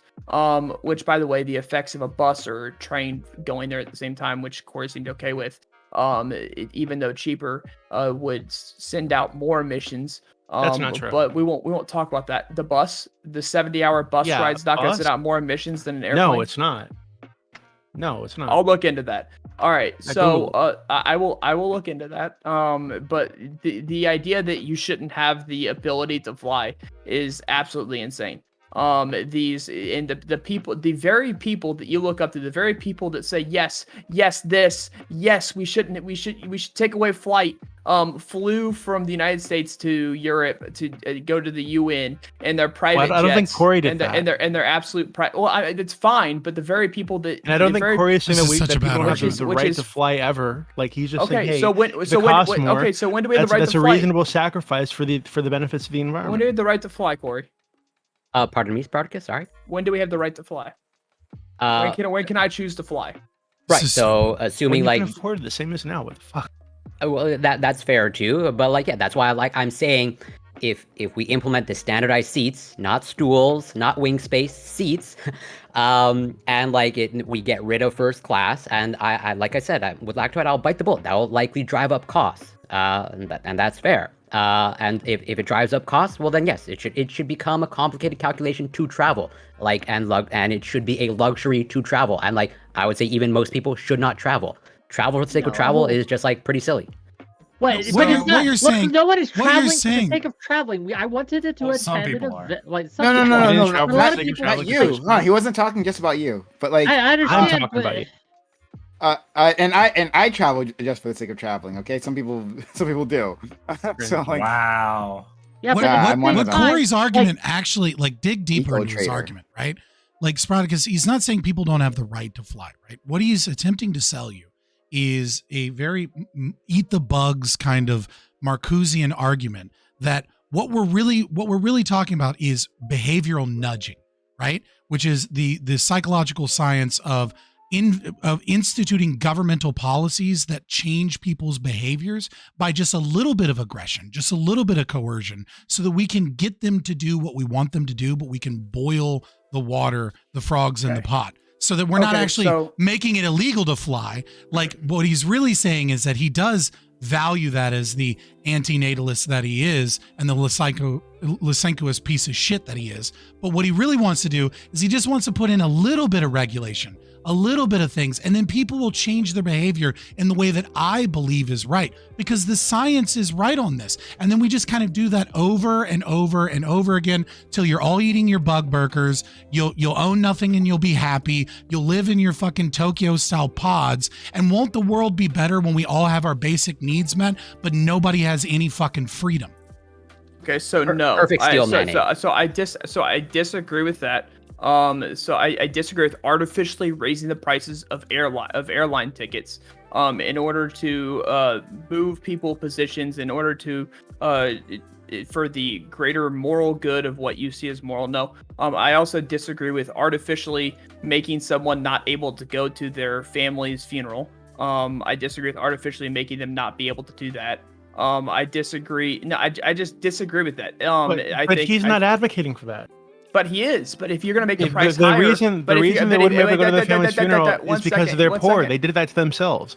Right? They So did that. if I don't have the fucking money to pay for something that I need to get tomorrow, I fucked up. I made bad choices in my life. Wait. They did this to themselves. So if my Pretty true, so, actually. wait 1 second. If my family in say I've got family in California. I don't have family in California, but let's just say I do for the example of this. So I live in Indiana. Let's say I've got family in California, and I am not the most. I don't have the most in savings. I don't have the most, but I live basically paycheck to paycheck. I'm trying to pay my bills because I bought a house for myself. I'm trying to do the best I can for myself. I'm trying to make the most of what I have. And so I am living paycheck to paycheck right now, but I'm working on making it better. You should have let BlackRock Corporation.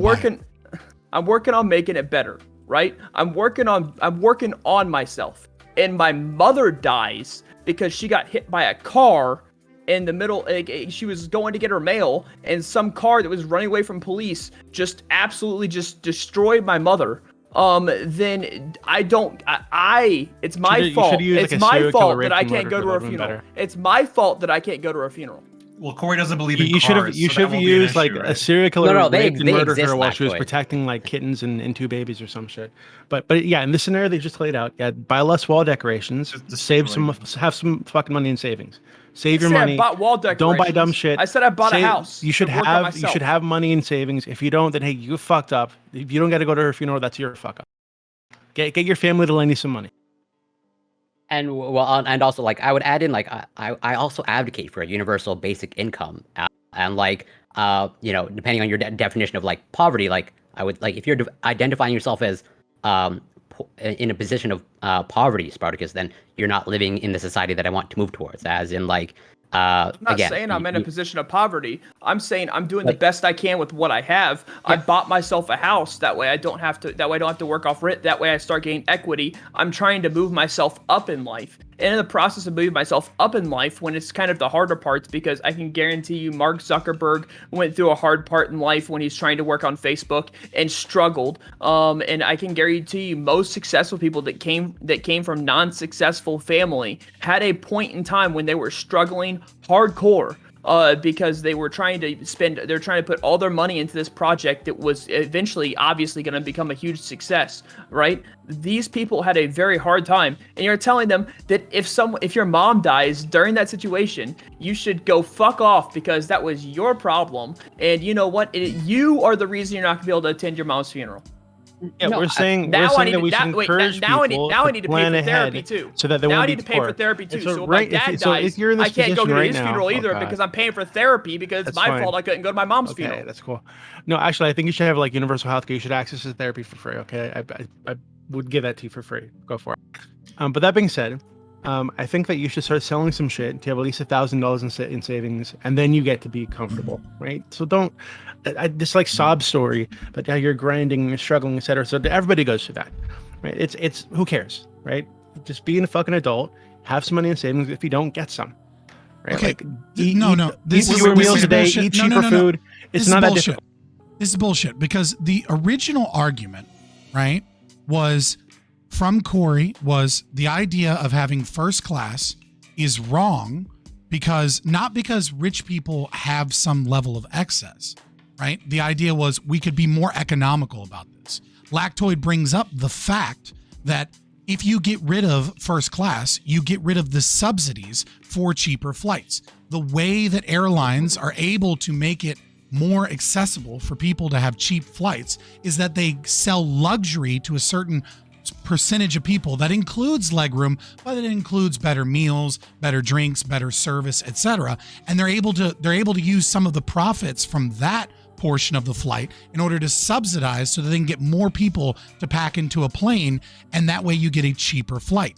Then Corey shifts his form of argumentation to be like, well, if less people are flying anyways, I don't care about the consequences of government planning making it more expensive to have a flight, because it's good that less people are flying because there's an overemphasis on unnecessary travel.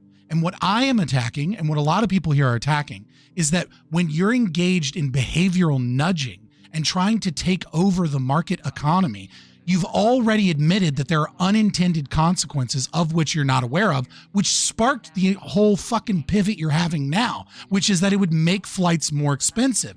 But then you justify it based off of another higher order value of environmentalism. And so what I'm saying is that this type of behavior where you justify state action on people and on their private property based off of your moral system or whatever subjective analysis of the science that seems to support what you believe at the time, you then get to justify fucking anything. And once you go down that rabbit hole, that's when people end up in gulags. That's when people end up in mass graves. That's when people starve. Because in this conversation, you talked about tons of different market incentives that you would add. Oh, well, I'm for UBI. I'm for giving housing to everyone. I'm for translation in economics, getting rid of every single financial incentive that actually allows the market and the system of profit to be able to have a market economy that works. And before you know it, everyone will fucking be poor. Everyone will be fucking broke, and no one will be able to afford a fucking flight. Yes, as usual, perfect steel manning. Corey, can I ask you a question? You've had plenty of absolutely. opportunity to make your argument well. I don't need to fucking steel man and be charitable here. I can talk about the ways that your ideas lead and degenerate once you take those principles and make them a moral norm of your society. And once you go further down the game theory aspect of it, where this evil fucking ends up. We've seen it before, and I'm not going to just casually and laugh about it now. So wait, hold on. So Wait, who let else me here ask is a quick totally question. against behavioral nudging? Real quick, So I feel like- Go ahead. I wanted to ask Corey a quick question. So there's some studies that like some fast food restaurants, I think McDonald's like gotten kind of in hot water for this. They intentionally design their benches to be uncomfortable because they want people to like to not stay there, right? They want to grab their food, get the fuck out, right? And you can't just tell that to people because then they'll get offended, feelings and all that bullshit. So you make the benches like really Objection, no feelings. right. But like so wouldn't you, Corey, if you want to discourage people from flying, wouldn't you want to make the seats as cramped and uncomfortable as humanly possible? Because then very few people are going to want to fly. So if you're sort of like sort of altering my argument and like instead of standardized seats, sort of like enforce like uncomfortable seats, Incredibly just like torture seats, and then like nobody's gonna want to fly, and then we save the planet. yeah, sure. If that disincentivizes, right. yeah. So we're like, if it gets to the point of like, actually just get rid of like any Just get rid of seating planes. Just get rid of planes. No. It's all wing space. You gotta just strap yourself to the wings. No inside the plane. Just strap. Yeah. And So Doobie, you can go ahead and Yeah, I'm just wondering if anybody else here is absolutely against behavioral nudging. What do you mean by behavioral nudging? I don't know. So there's a really famous example of this, where I think it was like an airport in Europe somewhere where they had an issue with men peeing on the floor around the urinals, right? As you do, right? right? Yeah. So what they did, right, is they put a bullseye in the urinal, right? So that men had something to aim for, right? And this has actually reduced how many guys were peeing all over the fucking floor. Things like that, like smaller plates at restaurants and stuff, like Blackboy just said that uncomfortable chairs at McDonald's, things like this. Homeless spikes, right? Yeah, yeah, exactly. Homeless spikes. You're trying to encourage a certain behavior or discourage a certain behavior, so you do little things to nudge people in that direction. Right? So they ultimately make the choice themselves, quote unquote, but you've nudged them along the way to get there.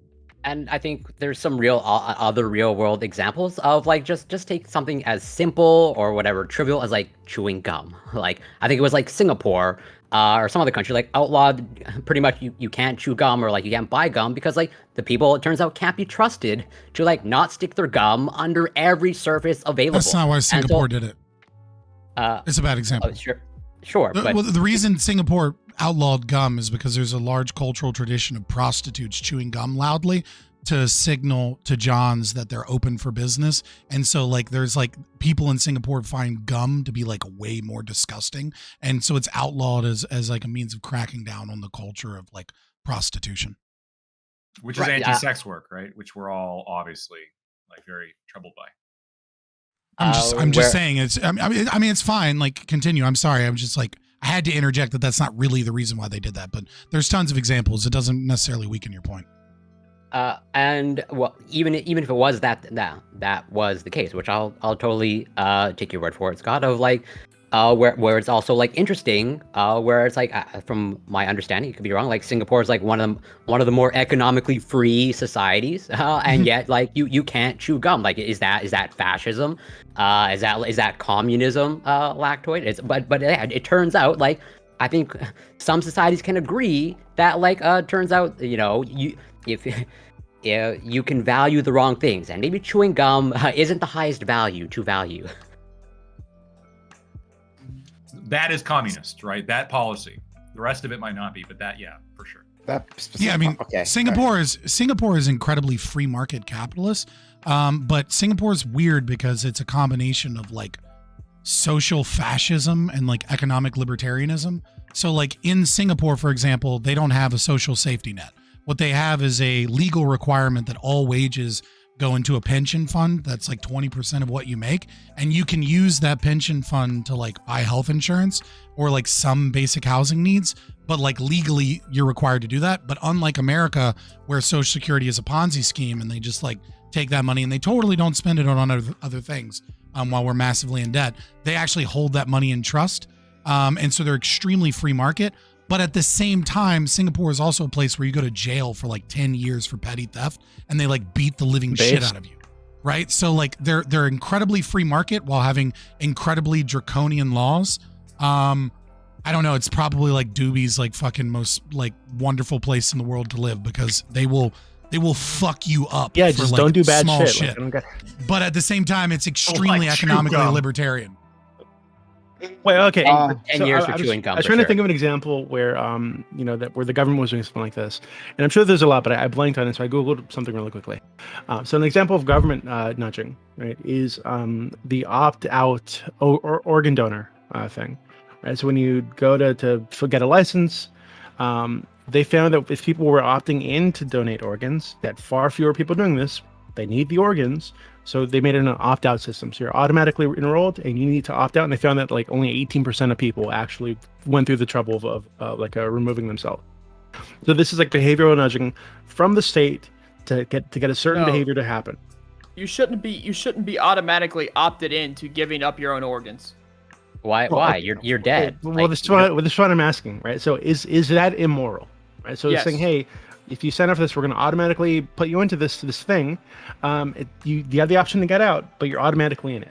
Is that immoral? Like, is that Yes. Is that a bad thing to do? Can you expand on that, why Spartacus? is- Why is I it would immoral? say no, Why I is would it say immoral? no. No, it's not. I would immoral. say it's a bad thing to do because you are automatically. Sorry, my camera's off. My bad. You are automatically assumed that you want to give up your organ. You are automatically assumed that you want to give up, something that is you. And so like, But you're dead. Essentially, Yeah, you're yes, dead. You I don't understand. matter. I understand. Give me 1 second. Give me 1 second. I understand You that. know what right? I understand. I understand that you are deceased, but when you are deceased, there's still such thing as property. Otherwise there would be no. Otherwise there would be no such Wait, thing. what? As, there's still such Like thing as the- property that you own when you die. Do you understand that? I understand, but once you're dead, you no longer own it. You do Right. still own it. There's According to a the government, title you of still own. Yeah, that's silly, but it's title transfer, right? So when you die, unless you've made your wishes known voluntarily of some other association, then your next of kin inherits your property, right? So that includes your body, right? So unless you voluntarily chosen to give up your body to someone else, the next of kin owns your body as a piece of property. Now, if you tell people adequately and you give them every level of informed kind of like decision making in terms of what to do with your organs when you die, then this program shouldn't really have that much of a difference. But Doobie makes a fair point, and I don't think it's immoral if you are making sure that literally every person is like, hey, just so you know, before you sign this, like if unless you check this box, your organs will do this, right? You would probably see a decrease because there are probably people not paying attention or whatever. But the behavioral nudging aspect of this is that some people don't want to cause a fuss, cause a scene, or whatever. So they the passive action, or even just they give you a little dot in your license, right? And well, it's some passive. people might feel That's weird. what it is some people are just really some passive. people might feel so weird they just about like won't not having do that dot on anything there. because they don't care one way or the other. What it really amounts to is that it's not worth it for them to check the box because they don't actually care. They're passively like consenting to this. And so like, yeah, is that immoral? It's only immoral if there are people that aren't aware that this has happened. And then there are additional barriers like where they got to go back to the DMV and sit, and wait fucking 8 hours for someone to see them so that they can correct this issue. Then it becomes immoral. But if they are giving every opportunity, it's not really immoral. It's just the state wants to enforce this behavior. They want this behavior. They want more organ donors. And so they realize that some people are passive and don't actually care, and they'll choose not to do anything. And if the default is giving your organs, then they'll passively do that. And if the default is not giving your organs, they'll passively do that as well. So I actually think it should be different. I agree with the whole like you should be able to sell like your body to anybody like through your will, like the moment before your death or something along these lines. You But should be able to do it while you're alive. sure, but I think at that point like there should be like an organ market. Like so it wouldn't like really be donors. Like people would like get bodies and sell the organs to whoever needed them. Yeah. I think honestly, okay. because if you want to increase availability, that's how you do it. Yeah, I mean, you can give it to charity if you want, but I mean, it's better to sell it, and it would mean that, the people it would allocate resources. It better pay for the than any central funeral. planning. Yeah, there are plenty of people who don't have money in savings, haven't made a lot of good decisions in their life, and so when they die, all they really have to leave their families are the whatever value is in their body. Yeah. So yeah, I think that'd be fine. There we go. We solved it. I think that actually would be pretty interesting. All through an airline conversation. Selling organs. Yeah, I know. This was the natural progression of this conversation. I actually did want to send it Sell a back kidney, to, put a kid in college. airlines, and I agreed with a lot of your points, even the people who are generally on the other side of me. I thought you guys had a lot of interesting points there. But specifically on this thing about letting airlines fail, that seemed odd to me. It seems to me that airlines, the reason why they get those subsidies is that because they're critical infrastructure. Our economy is like tied up in people being able to be mobile, especially in a large ass country that we have here in the States, right? In Canada too, right? I mean, if you call it a country. Lactoid would, I'm sure. But yeah, it's like getting from one side to the other and ignoring the middle as we should is important, and it drives a lot of business. So if they fail, right? I don't know how many like the airlines are in Canada, but if it was only Air Canada, just for argument's sake, and it failed, well then that would be an absolute catastrophe. So it seems to me that it would make sense to give them subsidies. And you mean like until another airline can get stood up, right? Well, it's like, how do they fail, right? Like, does a nuclear bomb blow up the airport? Like, all of these assets still exist, right? And so, if a business fails in a competitive market like an airline, right? Then what that really means is that one business allocated their resources properly, innovated properly, and one didn't. And the one that didn't still owns all these assets, so they fail. They sell all. So if Spirit fails because they're trying to cut corners and costs to such a degree that they're not profitable enough, let's say when an economic downturn hits, like when they got bailed out by the Obama administration, right? So let's say that happens. Well, what ends up happening is that businesses that did save properly, that did innovate properly and were profitable, will buy up all of Spirit Airlines' airplanes. And if let's say there's less, right? Let's say for whatever reason, everybody is hurt in such a degree and they have to build back up.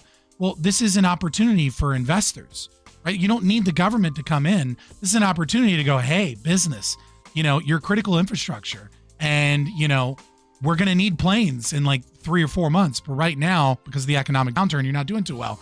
I'll be willing to give you a loan right now, and other people are able to make money. There's plenty of ways that this can go. The problem is that when you give money to a quote critical infrastructure so that they don't fail, what ends up happening is they don't innovate because they're not dependent upon the possibility of failure to be able to make new decisions to make things better, right? So, for example, they'll keep these big ass planes in the air that use too much gas, Corey, too much fuel, and they'll have half the seats full. Right. Well, yeah, fair enough. But they have too much. Half the seats are full and the other half aren't. A big part of being profitable in the airline industry is making sure that you don't have too many flights or that you have like all of the seats full. This would require innovation in that. Or it just so might be that maybe one of the major reasons why we don't have high-speed railway in America is because when fucking COVID hits, all of a sudden the airline industry needs $54 billion in taxpayer money. I don't know. Maybe that's a reason that we don't have high-speed rails between, like, let's say DC and New York. Maybe other forms. Well, I'm just saying it certainly has an effect when the government is picking winners and losers, and other people don't get those same kind of like subsidies and that same level of like wealth in order to invest in other forms of transportation. To be clear, Republican governors actually did get in the way. They had the plan to do that like Excel line up and down the Eastern Corridor. And like it was all in place, the funding was there. And then Republican governors, I think it was Chris Christie, don't quote me on that one. I think it was one of them, and then someone maybe on Virginia, I think, I don't know. But like Republican governors got in the way, and they like killed this plan. And we would have had faster travel. Spin that out there. Who knows? Yeah, I don't know. So I do want to fact check here, that a bus and a plane carrying the same amount of passengers. According to umatter.world, so it's 68 grams of carbon emission per passenger per kilometer for a bus, and it's 285 grams per passenger per kilometer for a plane.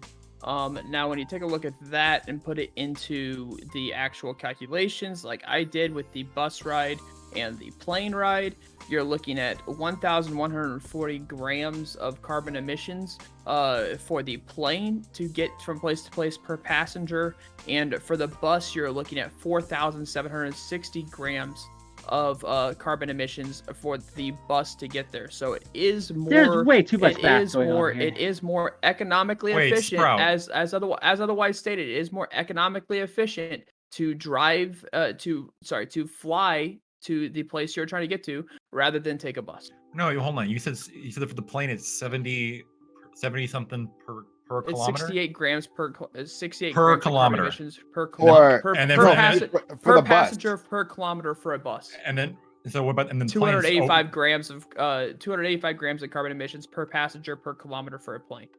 So it's wait a minute. So if that's the case, then it's always more carbon intensive to fly. It seems that way. Carbon intensive. So it does seem that way, but when you take a look at kilometers, and you take a look at the way the bus would have to go in order for the bus ride to actually arrive at the same place you're going to versus a plane taking a straight path, it is not more carbon. It is not more efficient to ride in the bus. Your argument is that there are more kilometers. A bus has to travel more kilometers to get to the same location. Okay. Yes. Theoretically, I can see the argument now. Okay. Because I was very confused for a second.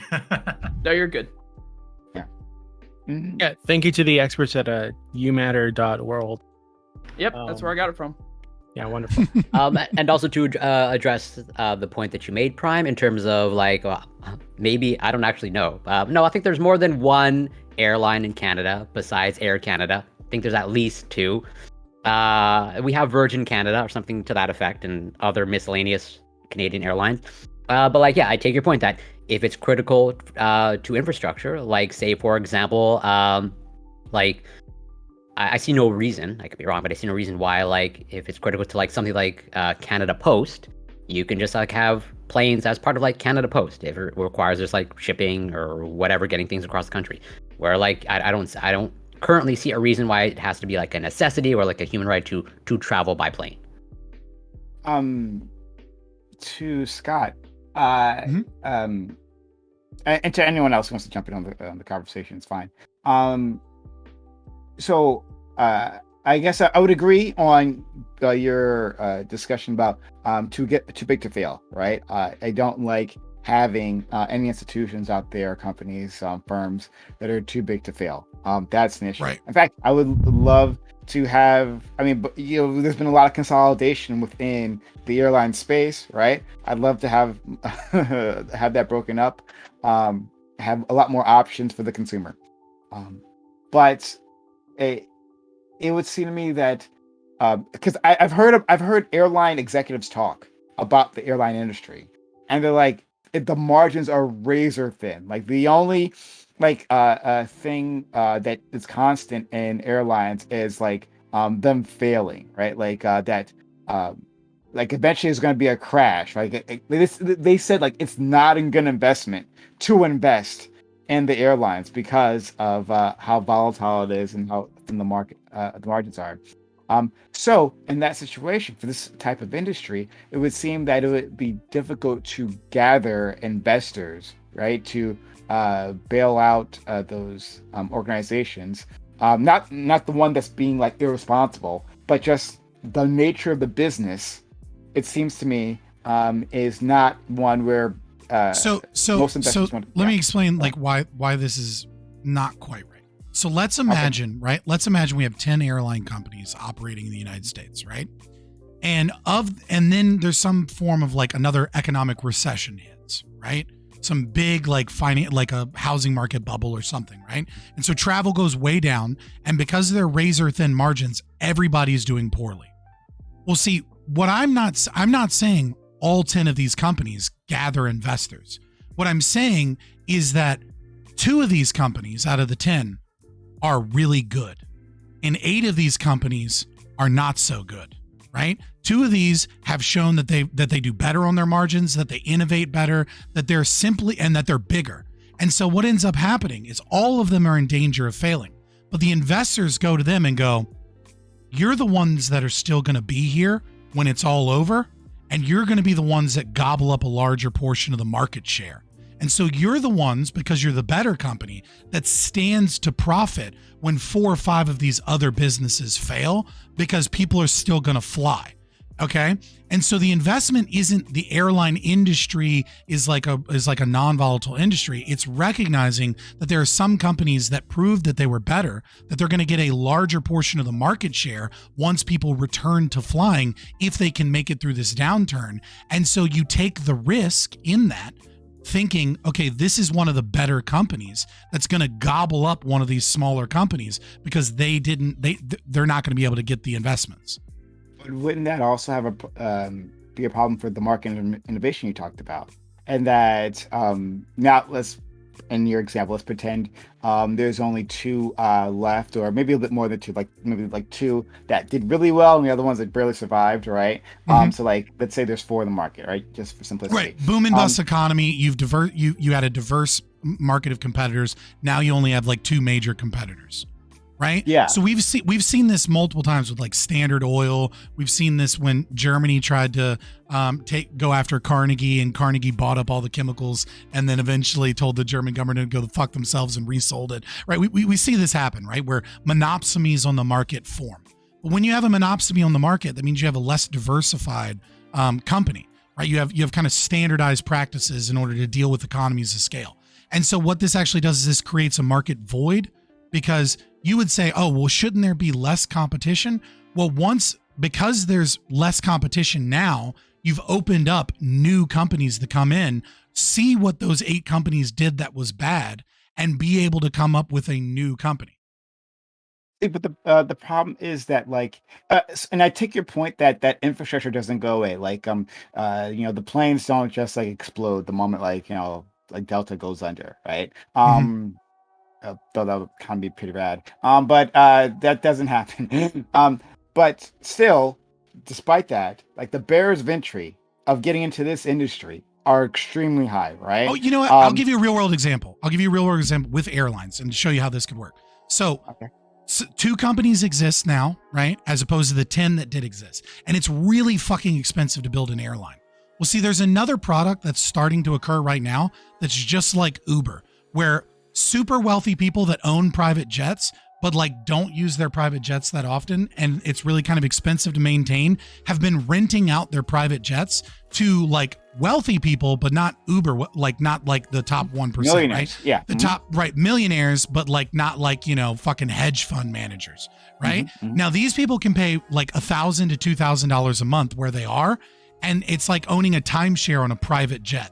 So let's say there are two companies that exist. And because they have less competition, they start being shittier, their service isn't as good, etc. This opens up the market to an innovative new idea, which is that more super wealthy people are like, fuck these two airlines, more people buy private jets. And because more people have private jets, the innovation is lowering the cost for the wealthy to use an Uber service to just rent private jets. And now an entirely new industry is formed that is better and more efficient for a certain sector of the economy because of this creative destruction that occurred because we got the fuck out of the way.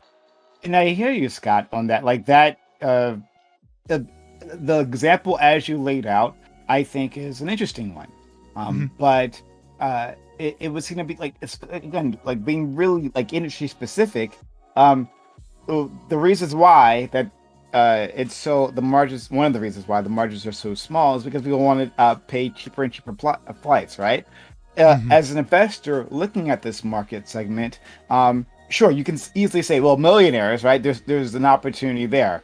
But for everyone else, it seems like they're most likely going to be left behind. And because of that, right, to avoid that, such a situation, you would have government step in and assist to make sure these companies don't go down, right? Yeah. You know, I mean, I get that. But the thing is, you keep it doing gets research, cheaper. you keep It doing gets cheaper, studies, though. you keep doing taxes to try and figure out how to solve this problem instead of just allowing the market to solve these issues. The interesting and unique thing about airlines and first class tickets is the very fact that you can't fill a plane economically with only first class flights. It doesn't fucking work. Now, Korean Air can do this sometimes because there's a lot of business travel with a lot of wealthy people. But for most one. Right, exactly. Like, but most airlines, they have 6 or 7 or 8 or 10 people in first class. And if they only had first class flights, they'd fail. And so they use those to subsidize the poor and cheaper flights. So I kind of see what you're saying. I would still argue the economic calculation problem is less efficient than the market, but airlines specifically, I don't think has this unique problem because they actually need the poor to subsidize the wealthy, and they need the wealthy to subsidize the poor in order to be successful. That's pretty interesting. Okay, fair enough. Does anyone else have anything else to say on this? Okay, Just think it would alright. get cheaper. You've seen this with internet, you've seen this with phones, you've seen this with computers. That over time it becomes more and more accessible to I'm gonna get water. gain access to these things. So example for computers, back when computers first came out, computers were only for businesses. If you had one in your house, you were like ultra rich, and like having a computer in your house was just unthinkable. Now it's unthinkable that someone doesn't have a computer in their house of some sort. Again, phones, car phones were unthinkable. Like you had to be super rich to get a car phone and to be able to talk on a phone outside of your house. Nowadays, we all have phones that we carry in our pockets, so they don't need to be put in our car. And this is not seen as a luxury. And so the idea that like in the beginning, a luxury is going to be much higher priced and only for a certain percentage of the population, yes. But when it comes down to it, it's going to get cheaper over time, and it's going to become more accessible over time. Well, this has already happened with. But I think, isn't that the concern already though? happened Isn't with that the Airline. concern that Corey would have is that, hey, yes, this is true, but we're also dealing with a climate crisis, right? And these airlines being more accessible and more people taking planes is going to add to that climate crisis. Well, So it's given cheaper- that's the case, it's, we should uh, actually be pushing less people to do this. It's better than So- riding in a bus. And So the problem Well, with maybe they don't that need to ride in a bus actually, either. the problem with that actually is that it's not fully true. So there's this thing in economics called cost disease, and then there's a theory called cost disease socialism. So what cost disease is that certain portions, certain sectors of the economy, like you described, Sprouticus, the value of labor begins to increase, right? Which is to say you're able to produce more widgets, you're able to do things cheaper, et cetera. So a factory worker, the amount of work that they put in for, let's say, technology of some sort, right? Their labor goes up. But the problem is that some forms of labor, the value of their labor doesn't go up. So like a teacher, for example, you can only fit so many seats in a classroom and educate so many people, where other sectors of the economy, the value goes up and up and up and up, like the production of TVs, but it doesn't necessarily happen in another thing. And what ends up entering is what's known as cost disease socialism, which is because the value of some labor goes up and up and up, the amount of money that you can make in those industries as a laborer goes up and up and up and up, but the less valuable labor doesn't go up because your labor is not as valued.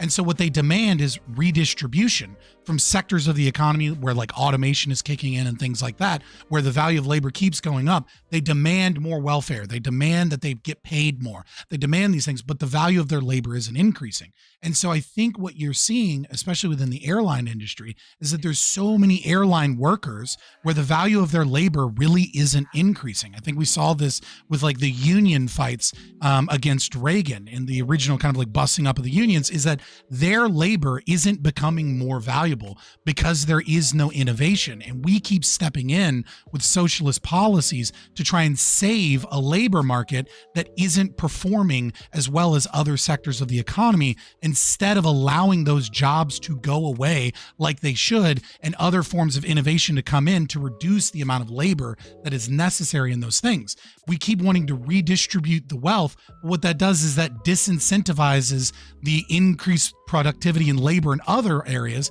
which disincentivizes the growth of our economy. Like we're holding ourselves back, trying to save jobs and save an industry that's being outperformed by other industries.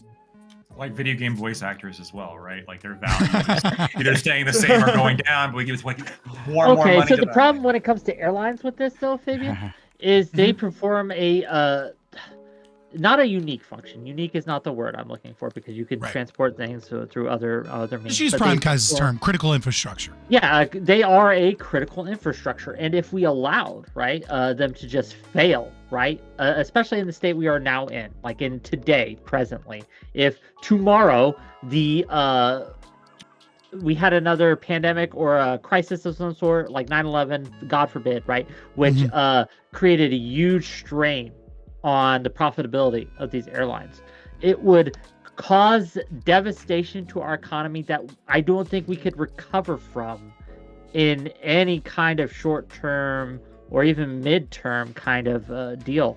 And I think that it's okay for governments to step in and subsidize critical infrastructure to keep people from mass amounts of suffering.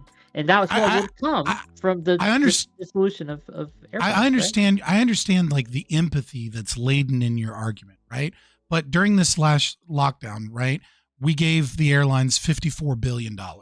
And so my question is how many times can we give a failing to achieve sector of the economy that fails to innovate $54 billion before the amount of wealth that you've stolen from me out of my pocket and out of my paycheck, I could have kept and utilized in new industries, new innovations, new forms of transportation, or just used to make my life better so that I'm not suffering, so that we can maintain this shit business model. How many times can we do that? Well, as many as we need, I think, right? That's the issue.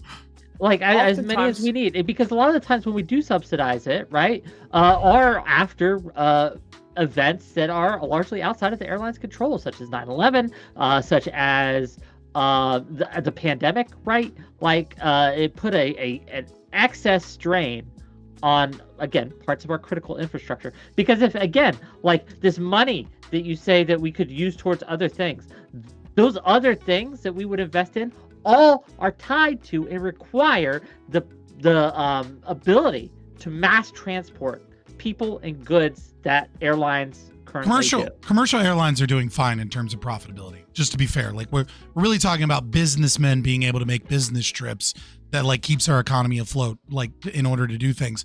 And see, here's the thing: is like if we allowed those industries to fail, maybe we would end the culture of this idea that all of these business deals need to be done with a shake of a hand in person, and we'd have more people using things like Zoom or Discord or whatever to get a lot of business dealings done. Maybe there's a culture that is supporting this because they're stealing money from me to prop up a business that isn't doing well. Maybe, just maybe, some of that shit doesn't need to be done, but we're not able to actually see that in the market economy because we keep funneling fucking taxpayer dollars into it.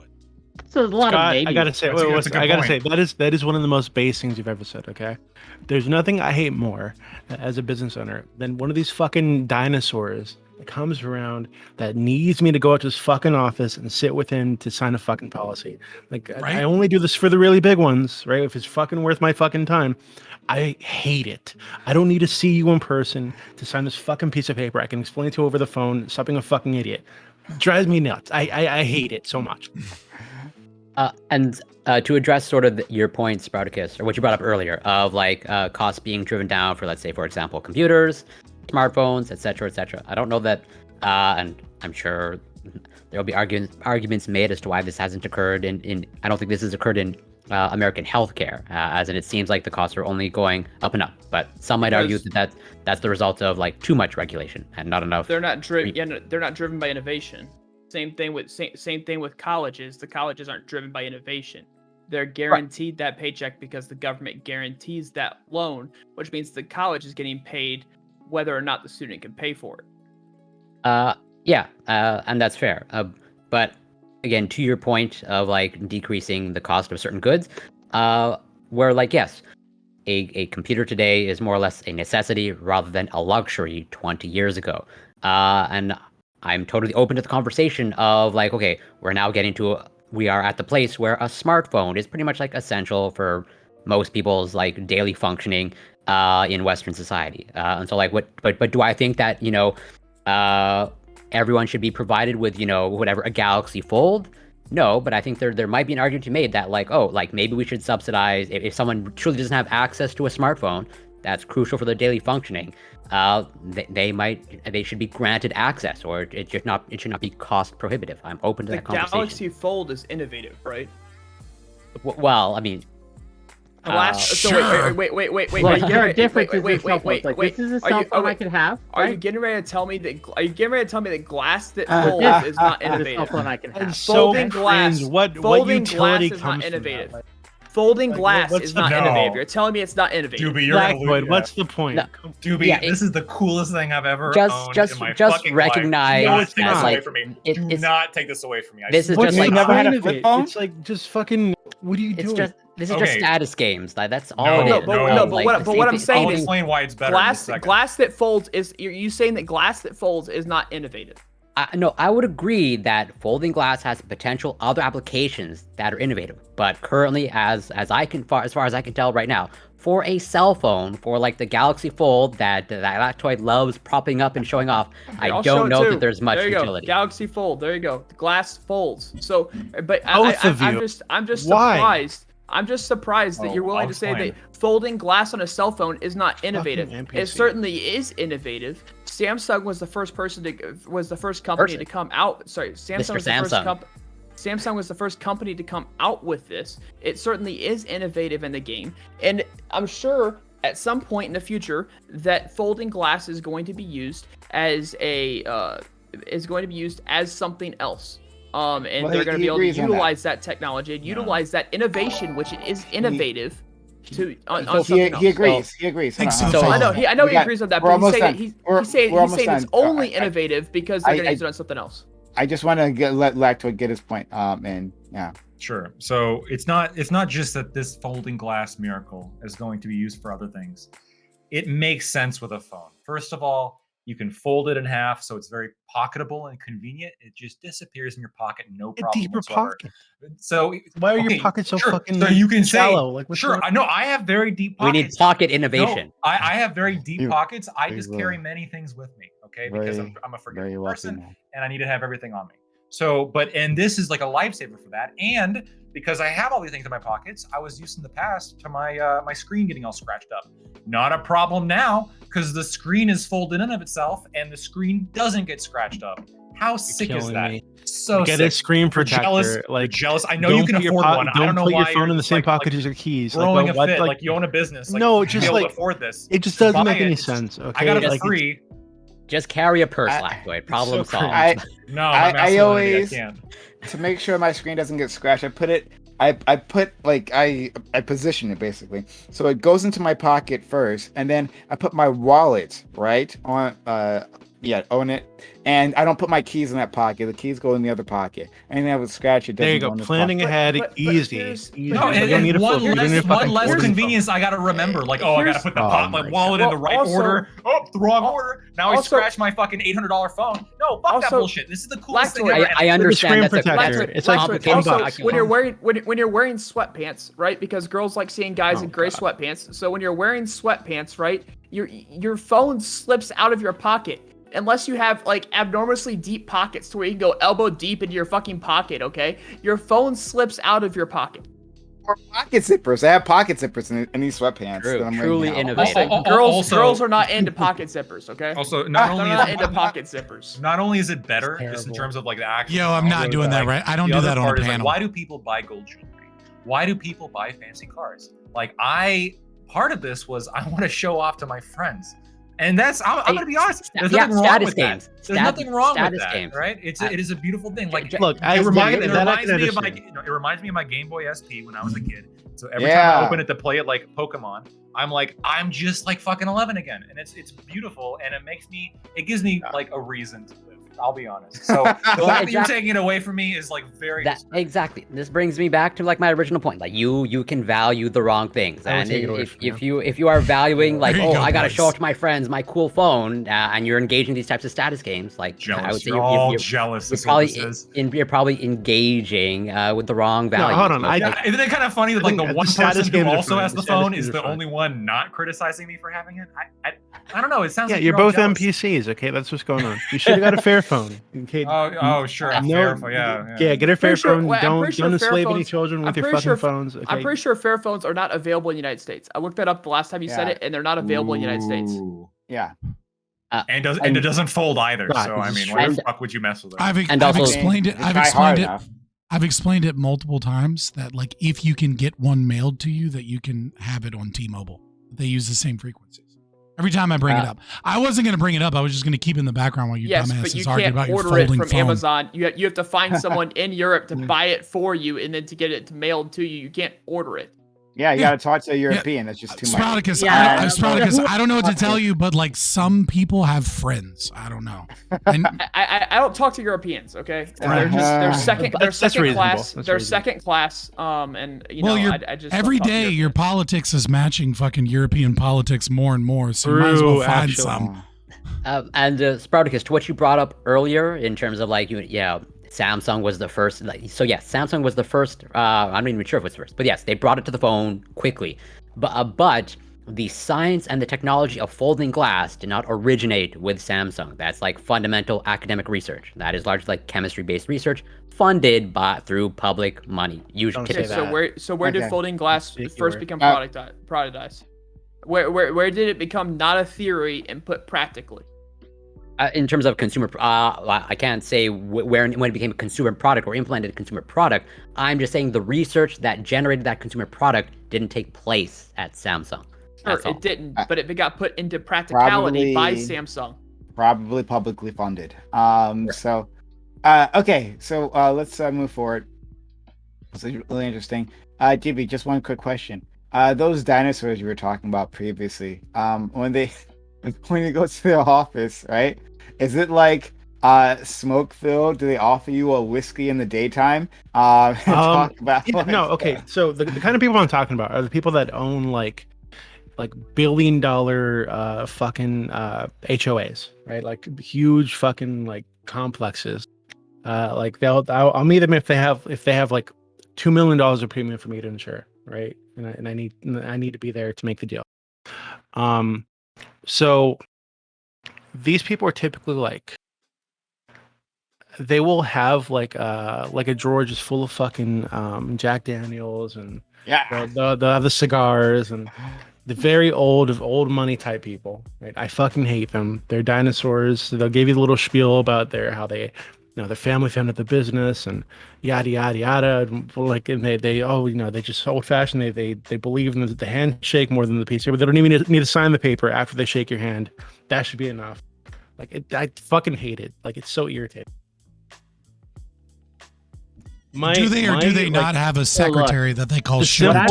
Exactly. Yeah. One of the That's what I want to know. One of the best like pleasures of my job is getting the call that like the dude died and his son's taken over. Okay, like Wow. that's what I'm looking forward to. But all I'm hearing from that is that we need to keep these airlines afloat to further annoy Doobie. Like this is something that we can all get behind, right? Like it'll bring the sides together. Okay. Thanks so much. That was really interesting though. I didn't know that about your job. That sounds annoying, but it's really I used to do it for all of them, right? Because there are a lot of smaller businesses that do this too. But these days, only the really big accounts that I need to be involved in. Yeah. Oh, then very quickly, do you if a business wants to do that, do you send your underlings to do it? I don't even talk to most of my clients anymore. I only get involved with like a policy if it's something really big that I need to like have my hands on. Beyond that, I have other people handle. Yeah, but I'm just saying like, or is it like a company policy? Like, no, we don't do this, right? Like, or they can do it if they want to. So I have like employees, but I also have like a lot of like independent contractors. So they make their own hours. They want to go out and meet somebody, go for it, right? Like whatever. So yeah, that's fun. And even though that costs you money, if you're doing insurance and you're in sales, this conversation is dumb, and I'm just vibing out to the jazz, boys. Lo-fi is good. All right, so let's get on to the next topic, guys. If you've been enjoying this content, hit that follow button. If you haven't done so yet, hit that follow button. Make sure notifications are on, so you know I'm going live with this all the time. Don't miss out. Hit that on follow the button we and got sub, social boys. media. We got Twitter, Discord, TikTok, YouTube, where you find the bots. Like, comment, and subscribe. We'd love to have you there. So yeah, hit that follow button if you're new. Because this is a lot of fun. This is the first topic. I had a lot of fun with that. So thank you, everyone. Second topic, still not in front of them. There has been accusations of voter intimidation in Arizona. There are people who have been monitoring ballot drop boxes, sometimes while armed. There has been a lot of pushback to this practice online, but should that be the case? These individuals seem to be conservative Trump supporters, but there are other election watcher groups that who try to ensure the right to vote for minority citizens. Assuming there is no direct harassment, should individuals be free to ensure the integrity of the vote, whatever that means to them? There's a thing. I mean, fuck, shit like this kind of happens, every election. But I imagine we're going to see a lot more of it this particular election because, with Trump saying that the vote's been undermined, and someone should do something about it, and some people are. And there are like complaints coming in, and attorney generals getting involved. But if a person does not verbally harass or directly threatened, like if there's just a person around, happens to be sitting close by with like an AK, right? Should that be allowed? Okay. We'll start with my man Lick. Yeah, so this is tough, right? Because we want to be able to allow people to express some level of political, advocacy, for lack of a better term. Like if you want to wear a Black Lives Matter T-shirt right at the polls, or if you want to, sport your whoever you're voting for's merch, that's okay, right? But an argument can be made that even that would be threatening and intimidating to some people, right? And the argument has been made on this panel that having a right-winger, right, a Trump supporter at the office is considered like too much. It has a chilling effect or whatever.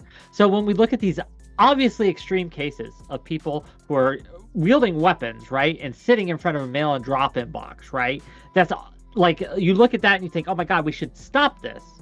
But at the end of the day, you have to be careful how you stop this, because these same weapons, these same tools that we craft to stop obviously extreme behavior like that is often going to be turned against us for less extreme behavior that no one would find problematic at all. So when it comes to these people, right, who are sitting in front of a mail-in drop-in box, my advocacy here is that do not let them intimidate you, right? Their purpose is absolutely to intimidate you. Do not let them. Vote anyway. Vote harder, gang, right? The meme, right? Just vote harder. Actually, yes. Unironically, yes. Vote harder. Like, vote more, right? Get more people to the polls and show them that this intimidation does not work. When it comes to getting law enforcement involved, yeah, that's just, I don't know, gang. I don't have an answer for it, right? Because obviously we could look at these things and we say, we don't want that kind of behavior. But any tool, any legislation we do, I see it going wrong real quick. Anyway, that's my take. Just quickly, like something I appreciate about you is you use the term gang to refer to everyone all the time. I think it's really nice. I don't know. It's really quaint. A gang thing. I'm getting actually merch, right? A hat, and my first merch is gonna be it's a gang thing. So yeah. Oh, okay. Cool. What's But your sign? What's gonna be your gang sign? oh my God, something super white. For Wick, you know. There you go. But Isn't just that like something butterflies, like on like Look, the wall? And birds and stuff. Why don't you just use the west side? You know, the W? Why don't you just use the west side? for Wait. white? For white? It's for Wick, gang. It's for Wick. It starts with W. That's all it is. Anyway, go on. I appreciate it about you, buddy. All right, let's go to my our friend Scott. Yeah, so voter intimidation at polls has been an issue that's kind of like it's been here since probably the biggest case would be Abraham Lincoln when he was running for the National Union Party in 1864 against George B. McClellan, right? He made sure that there were soldiers at all of the polls to ensure that the Democrats that were fighting to end the war would not win via George B. McClellan. That's probably the biggest example and the most egregious example, having soldiers right there making sure you vote for the right people. Arizona is kind of like a special case, though. Now, is there some voter intimidation going on?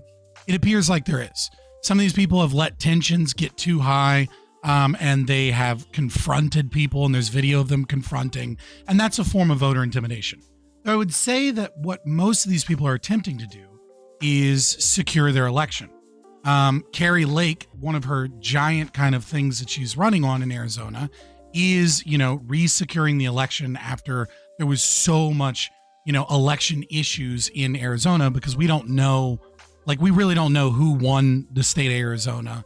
I mean, there's so many issues like that. That is probably the most egregious state out of all of them in terms of potential voter fraud or just in terms of signature verification of EVBs.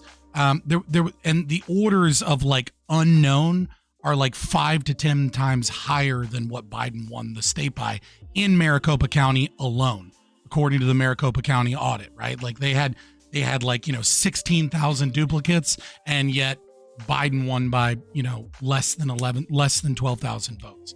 I mean, they had tons of issues in that election. And so combine that with some of the more conspiratorial elements that there must have been a cabal and there must have been, New York Times kind of admitted it, or Washington Times, when they said that they fortified the election, that they tried to, do things that were legally cheating.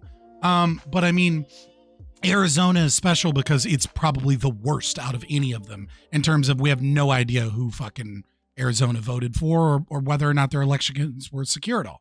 And so these people, presumably, they're saying they're doing it one or two at a time, most of them, to watch the polls. What I think most of them are there to do is to see if they see any ballot harvesting, right? Because these drop-off polls, you're not allowed to drop off more than 2 ballots. So they're video recording, seeing if anybody drops off more than 2 ballots, which is election fraud. It is a crime in the state of Arizona, and gather that information.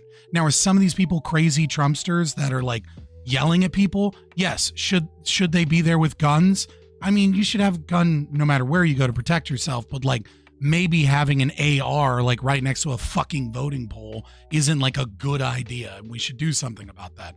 Ultimately, democracy is tyranny and it's a shit system anyways. But if I'm going to engage in what we're going on with, I think we need to be honest about the fact that of all of the states in terms of certifying elections, you know, we could look at Michigan and, you know, threatening certifiers' lives. We can look at Georgia and the video evidence that you guys like just see and don't want to believe. Arizona is the worst. And that's why people are so passionate about trying to protect their election as they see. Thank you so much. Corey, please. Yeah, I'm going to engage in some classical run-of-the-mill fence sitting, as I always do. I'm not sure that I know the exact answer concerning the fact that I'm a Canadian, and so I have not encountered this issue, and I don't think it's an issue in Canada because we're all friendly here, as Lactoid can attest to. But like sort of to what I think Wick was alluding to, recognizing it's a problem, I don't know how to like solve that problem, or at least the clearest solution that I can think of, whether it's actually realistic or not, is like I don't see why, or I'm open to being wrong of like, why can't we just implement like online voting? Do we not have like the security measures? It's impossible to secure an election in an online voting system.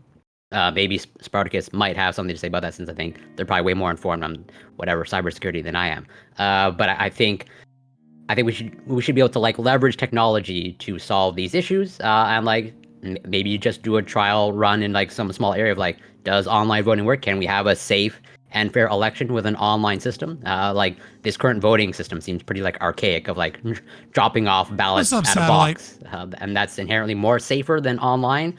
That seems a little bit strange, but again, I'm open to learning more. That's it. Thank you so much, friend. Let's go to Lactoid. So ultimately, voting is glorified and fetishized as people making their voices heard or expressing their rights. But what voting really is ganging up with mobs of like-minded people to force your will upon other people who don't consent.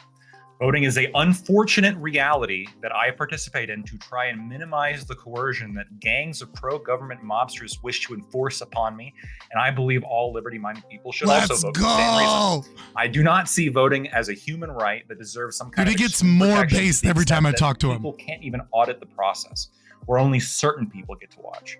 What I do think is a right is concerned members of the public watching people perform this public process in the effort to ensure that it appears legitimate. And as Scott has pointed out, there has been issues with this prior.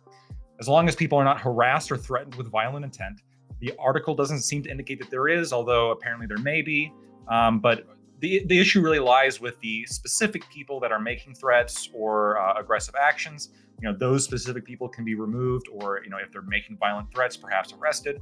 But otherwise, I think the vast majority of people, individuals here are free, of course, to waste their time standing around if they want to. Being a Karen is not illegal. Fucking should be. Prime got his way. Primetopia. It can be on your private property. All right. Yeah, indeed. Which will be the continent of the United States. Let's go to Spartacus.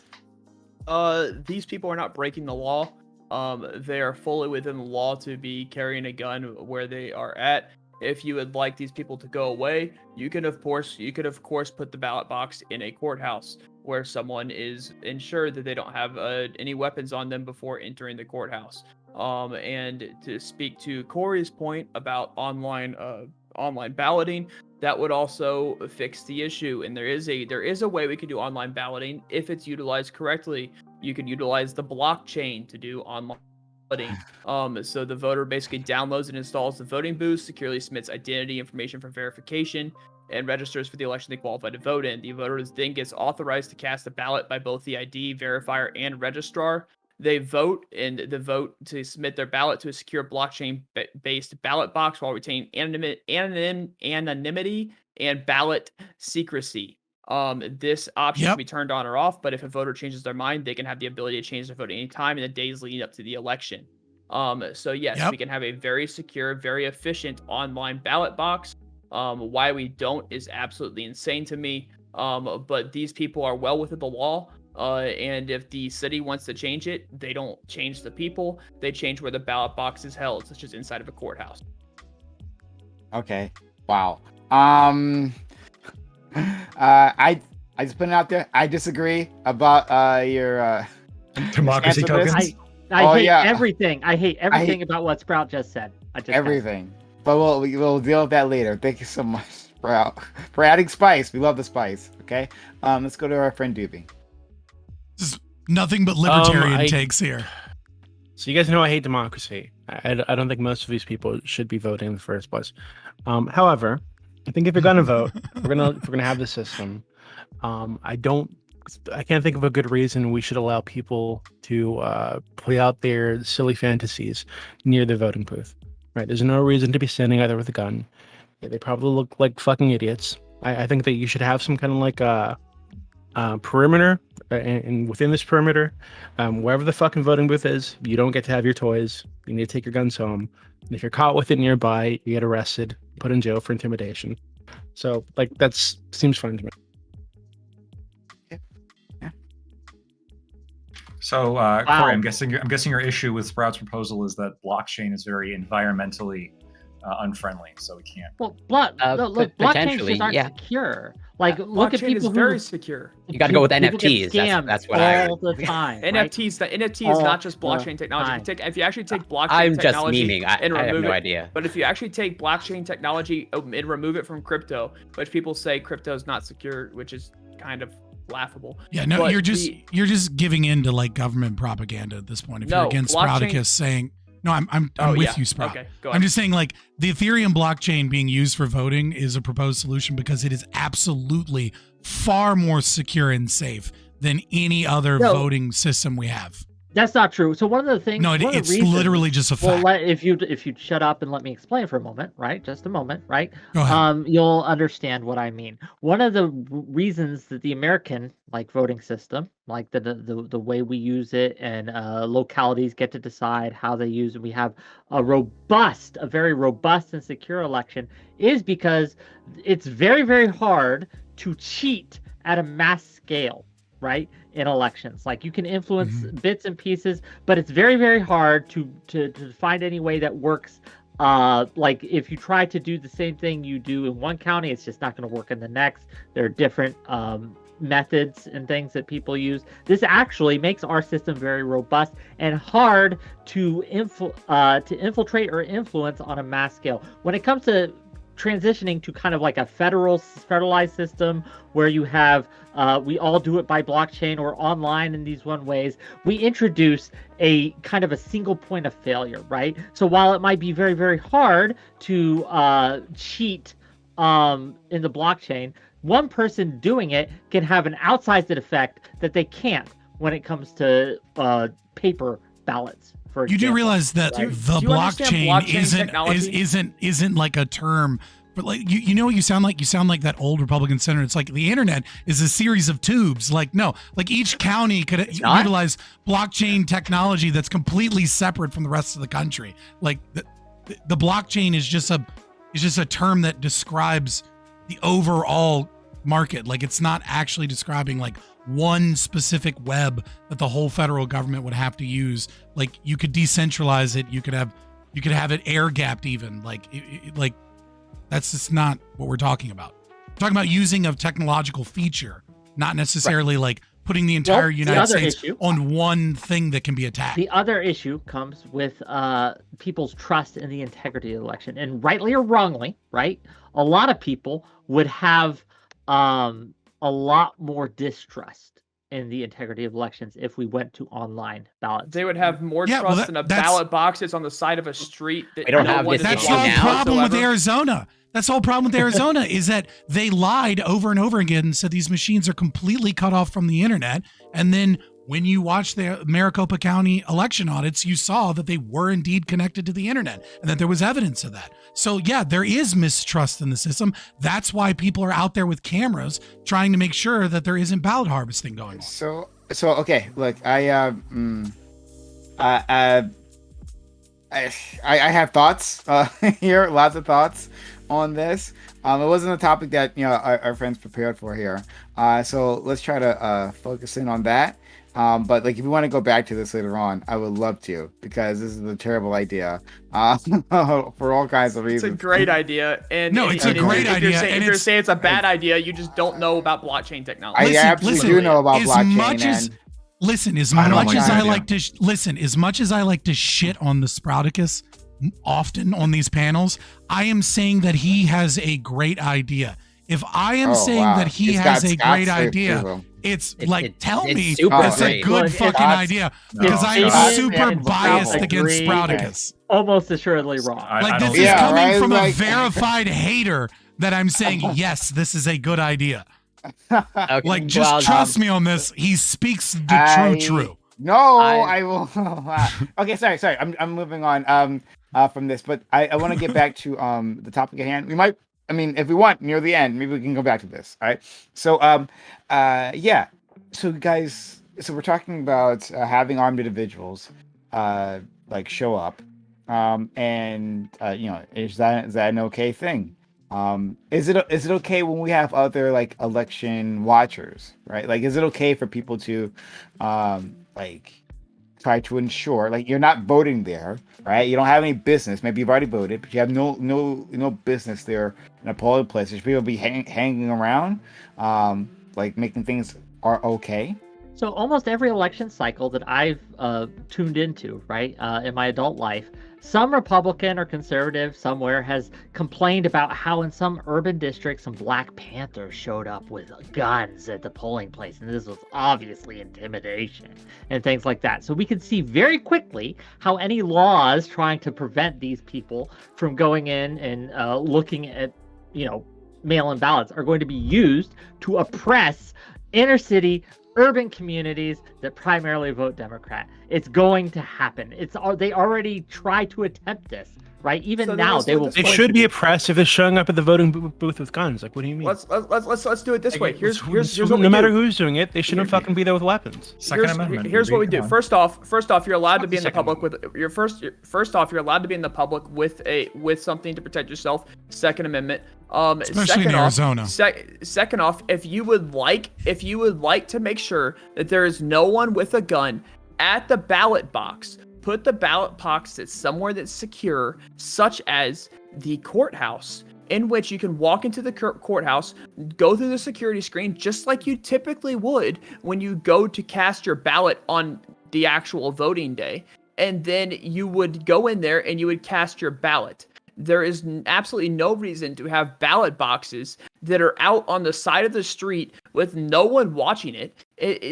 There's no reason to have that. And not only do I need to get in There's one line, I issue. need to go through a fucking like X-ray scanner to Yeah, to like vote? I it's can tell you, like so for attorneys it's easy because you just gotta flash your bar card and you skip the line because, you know, we're privileged. But for most people, like, to get into a courthouse, you have to stand in line for a while, especially when it's busy. Yeah, it's a pain in the dick. You gotta stand in line. Yeah, you gotta stand there. You gotta wait. You gotta, you know, it's like airplane security basically. Like, that takes fucking forever. This takes fucking forever. That's the issue that I'm thinking of.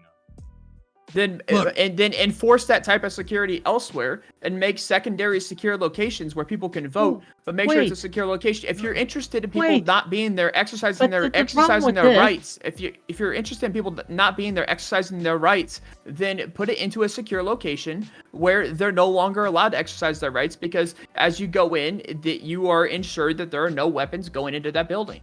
But there's a huge issue here. Like, we already have a problem with some districts having astronomical wait times, right, to vote, right? It's astronomically hard for a lot of people to be able to take off their jobs for enough time to vote. So when you look at making it even harder for these supposed time-saving measures of a drop-off box for mail-in ballots and things like that, when you make these things even higher, when you make them stand in line for a large period of time that courtrooms do, when you add barriers to this process, it's going to intimidate people from voting far more than having an armed person there. You're right. Then mail it in. I got a response, Wick, but I don't know if you want to introduce. I want to let Tiberius go. What's up, Tiberius?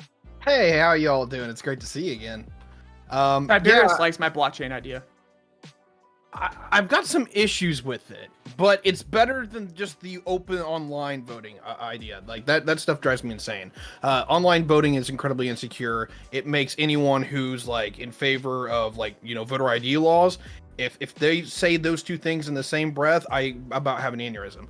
Blockchain's a little bit more secure. The crypto bros do have a point, but that's an entirely different conversation. When it comes to voter intimidation, that two things come to mind.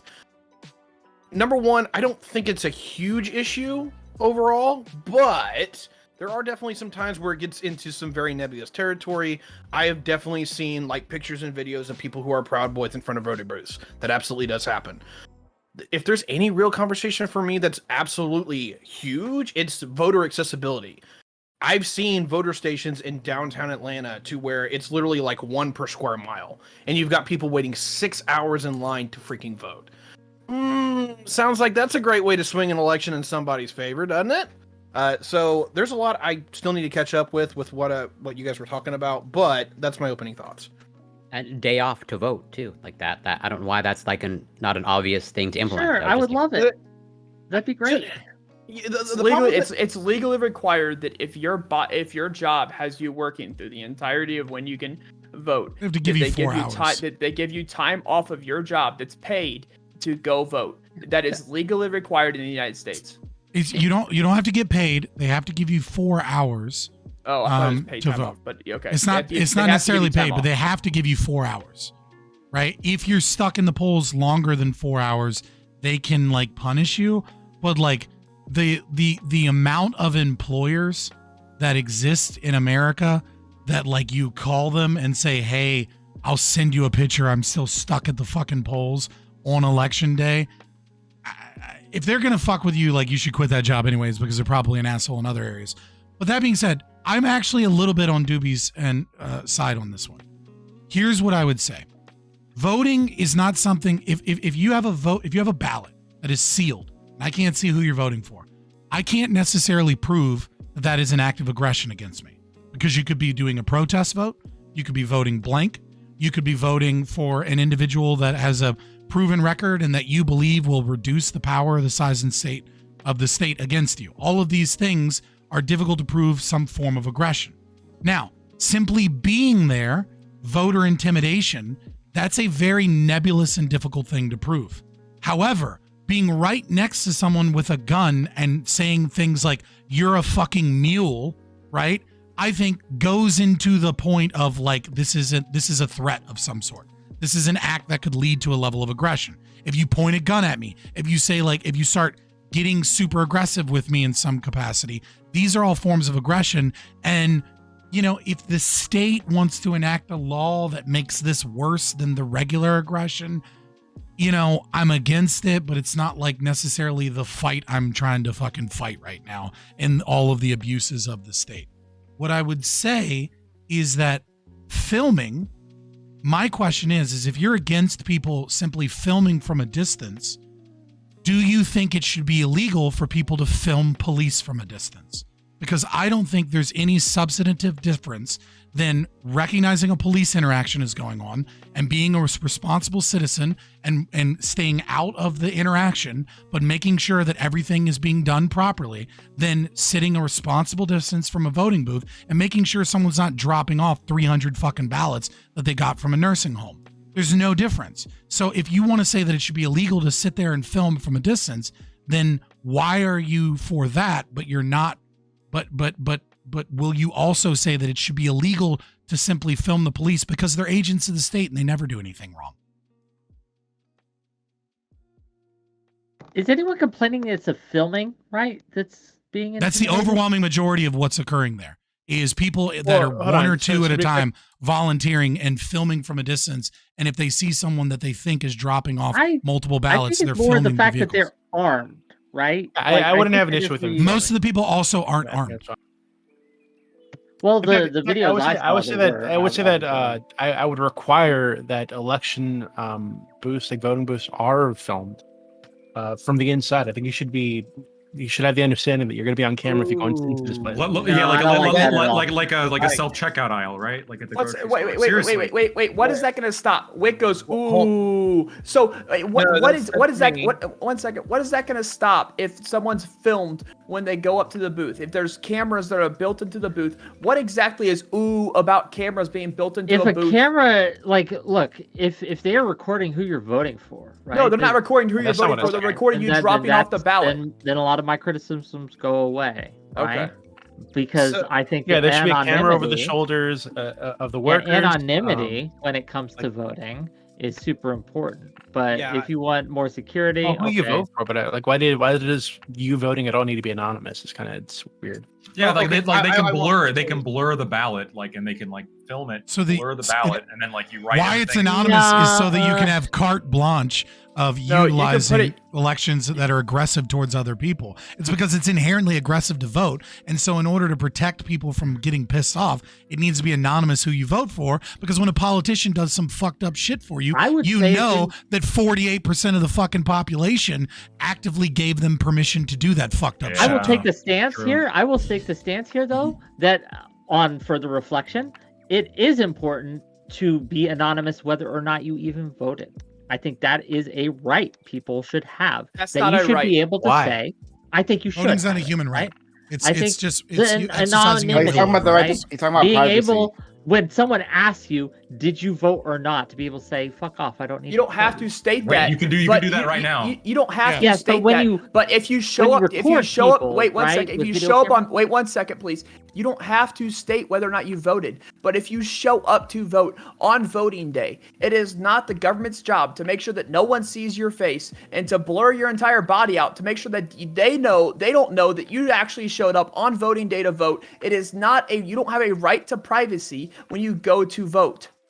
In I fact, I would absolutely say it's the other way around. I think that you should be recorded. I think your face should be there, because you're not. It's not just like you're not just putting together a fucking like a fucking Valentine's card, right? You're voting. You're exercising your power, right, on the other people in your community and in your nation. It's a serious thing that you're doing, right? So why shouldn't you be on camera?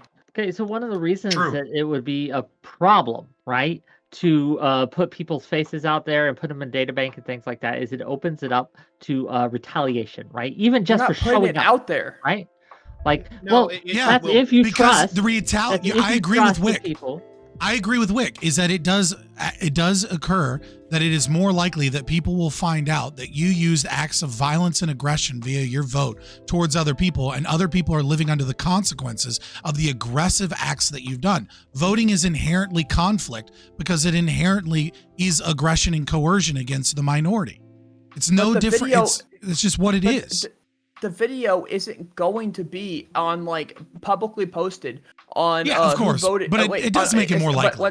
There's the potential for it. It's not going to be publicly posted on whovoted.com, and I can just type in Wick in the search bar and it shows me video footage of Wick walking Yeah, but up to people vote. can get public Like, this access is to absolutely voting insane. records and things like that. Wait, hold on. But have what it would be the for- issue with that even? They can do that now. Like you go on whovoted.com and put in Wick's name, like, oh, well, Wick voted. Like, what would be the issue with that?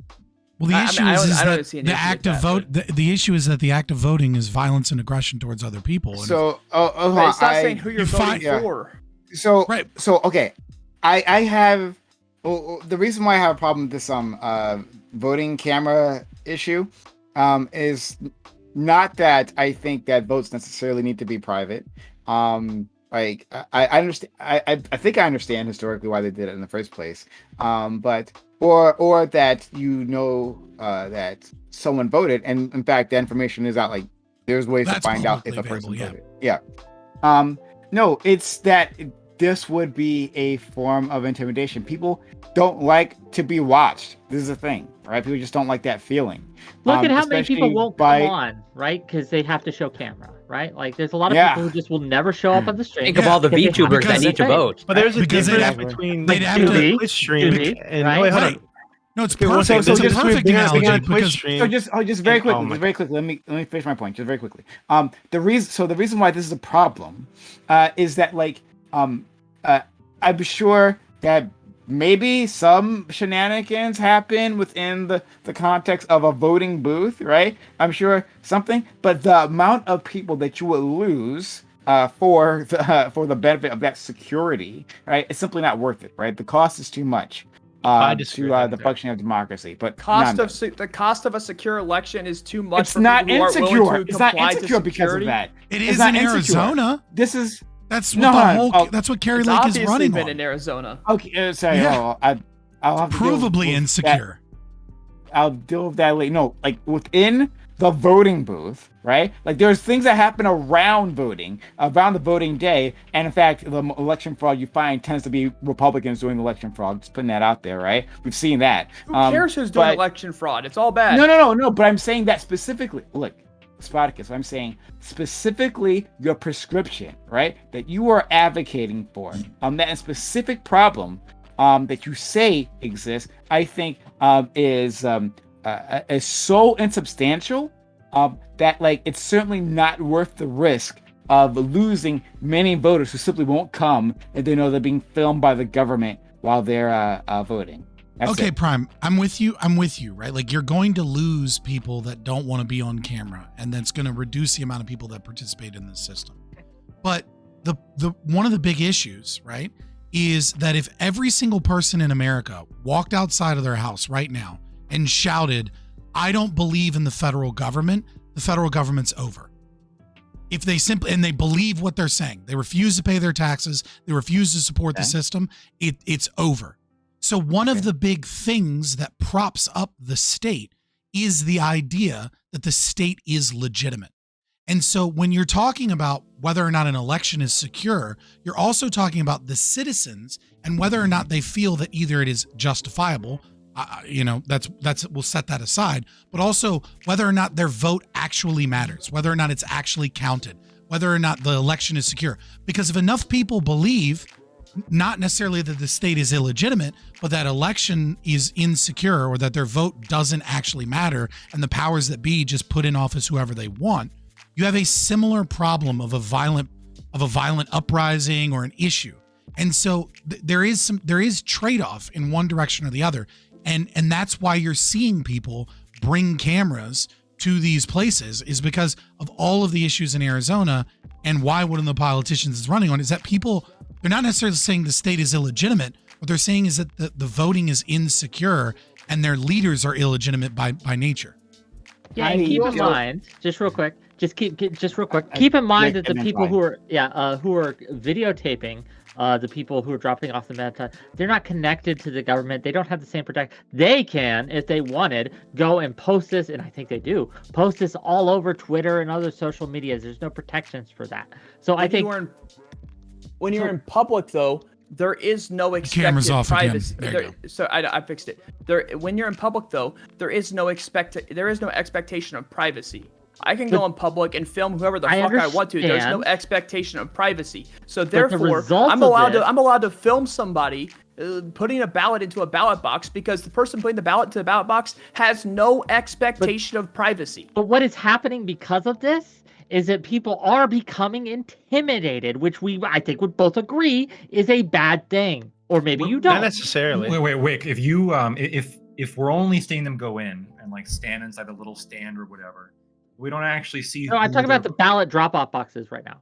Right, but like, so even that though, like I'm guessing the ballots are folded, right? You don't see exactly who they voted for. Yeah, it's a close envelope. They're probably in an envelope or something. Like, right. Sure. So like. But it doesn't matter. Why would that lead to intimidation? So you have a group of people who come up and are videotaping you voting and start heckling you, basically, or you even have the suspicion that they're going to put your face on TikTok. Your significant other, like maybe you're a woman, maybe your husband said, you know what, if you go out to vote today, I'm going to beat the Some crap people out are of you. just pussies. That's extreme circumstances. Like it's going to have an effect. Voting for?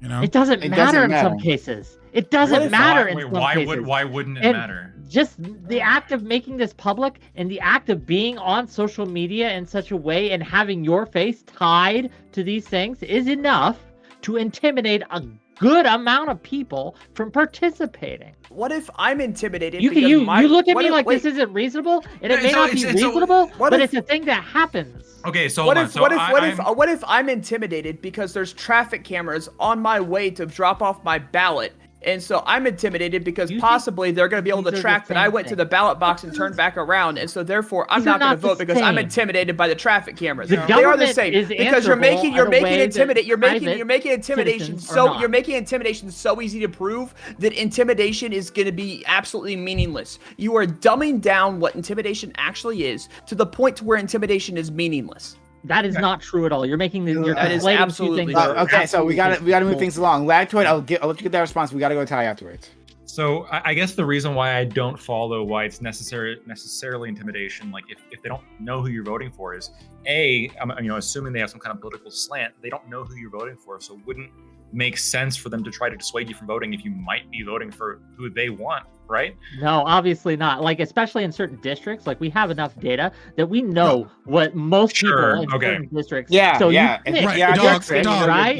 Gotcha, that make gotcha, sense? gotcha. Like Yeah, no, yeah, yeah. real talk. Like real talk. I'll be super quick. No, If I we'll talk. if Oh, I- no, we gotta get Ty. Ty's been waiting. patiently. Yeah, I've been We'll go nice, after. but I'm about to start bullying the fuck out of you guys because, like, goddamn. well, I mean, anyway, don't get mad. I haven't said I anything. will get mad. You all should listen to the great things that I have to say, damn it. All right, first thing, secret ballots. There was a time before the United States didn't have that, right? And it got so bad that the reason why we actually put it in was largely because the Klan was kicking the shit out of white Republicans in the South. They literally looked up who people were voting for and paid them a beating.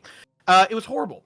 And it's one of the primary reasons that we did it. However, there is this weird thing where we're at now where we technically have secret ballots, but if you look up anybody's name in any kind of dossier, you can very rapidly find out, one, if they are a continuous voter, and two, what their normalized party affiliation is. So there's this weird line to where, like, kind of everybody can find out, but you got to put a little bit of work into it. So not everybody that's my thought on that. affiliates, but fair.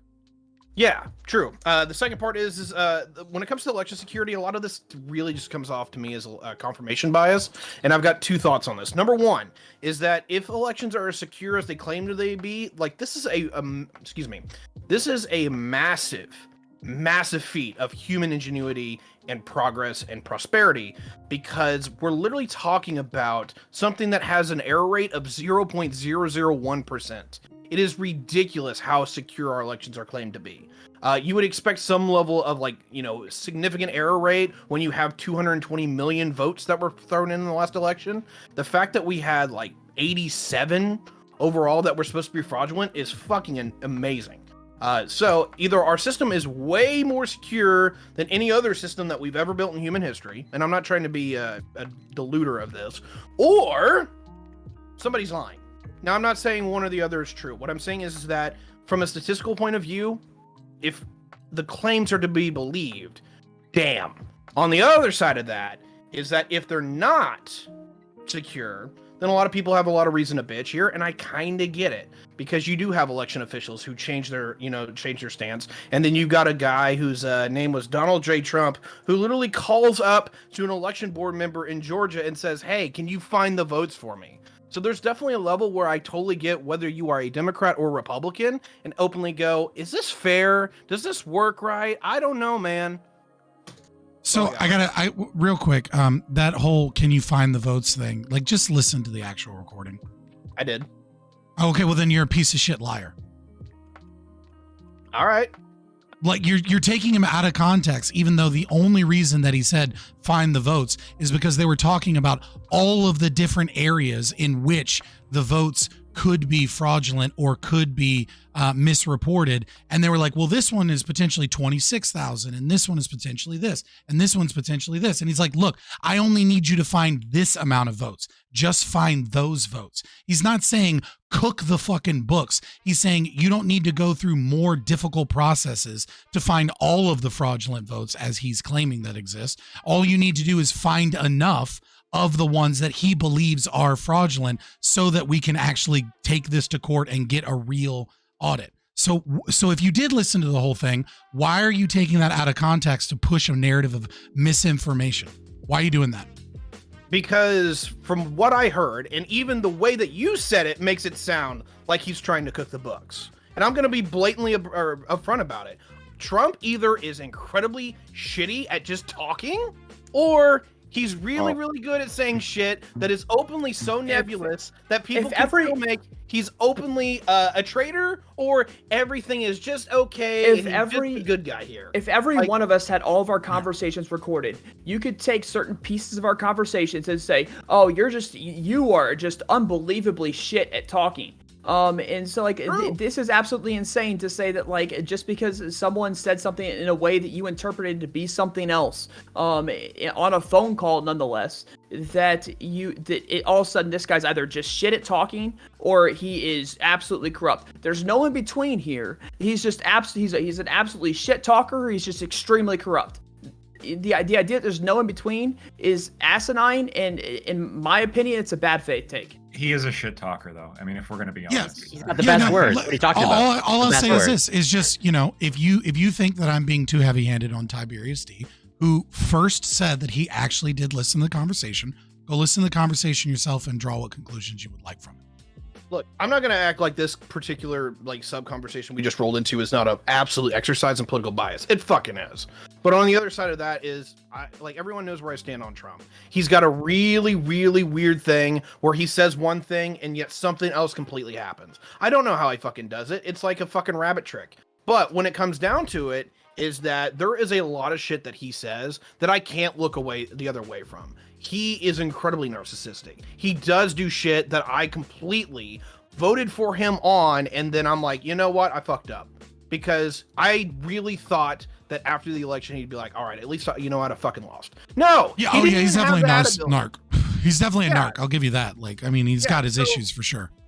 Like, there's a level where every time that I thought this man was going to run into a fucking wall and back the fuck off, he just blows right through it. So anyone who's going to give me the argument that Trump has a limit, that Trump's actually a good guy, I'm sorry. I can't fucking believe that shit anymore. No. I was just calling you out for the lies, the specific lies you told about that phone call. Okay, that's fine. If you want to saying Trump is a good guy or anything, like, nah, I'm going to make that argument. If you want to disagree with me on that, that's fine. I would appreciate if you didn't call me a raging piece of shit over it, but at least piece of shit liar, to be fair to what Scott said. I'm just trying to be accurate. Accuracy is important. Okay. Right, just like I want to be accurate in our elections. Doobie,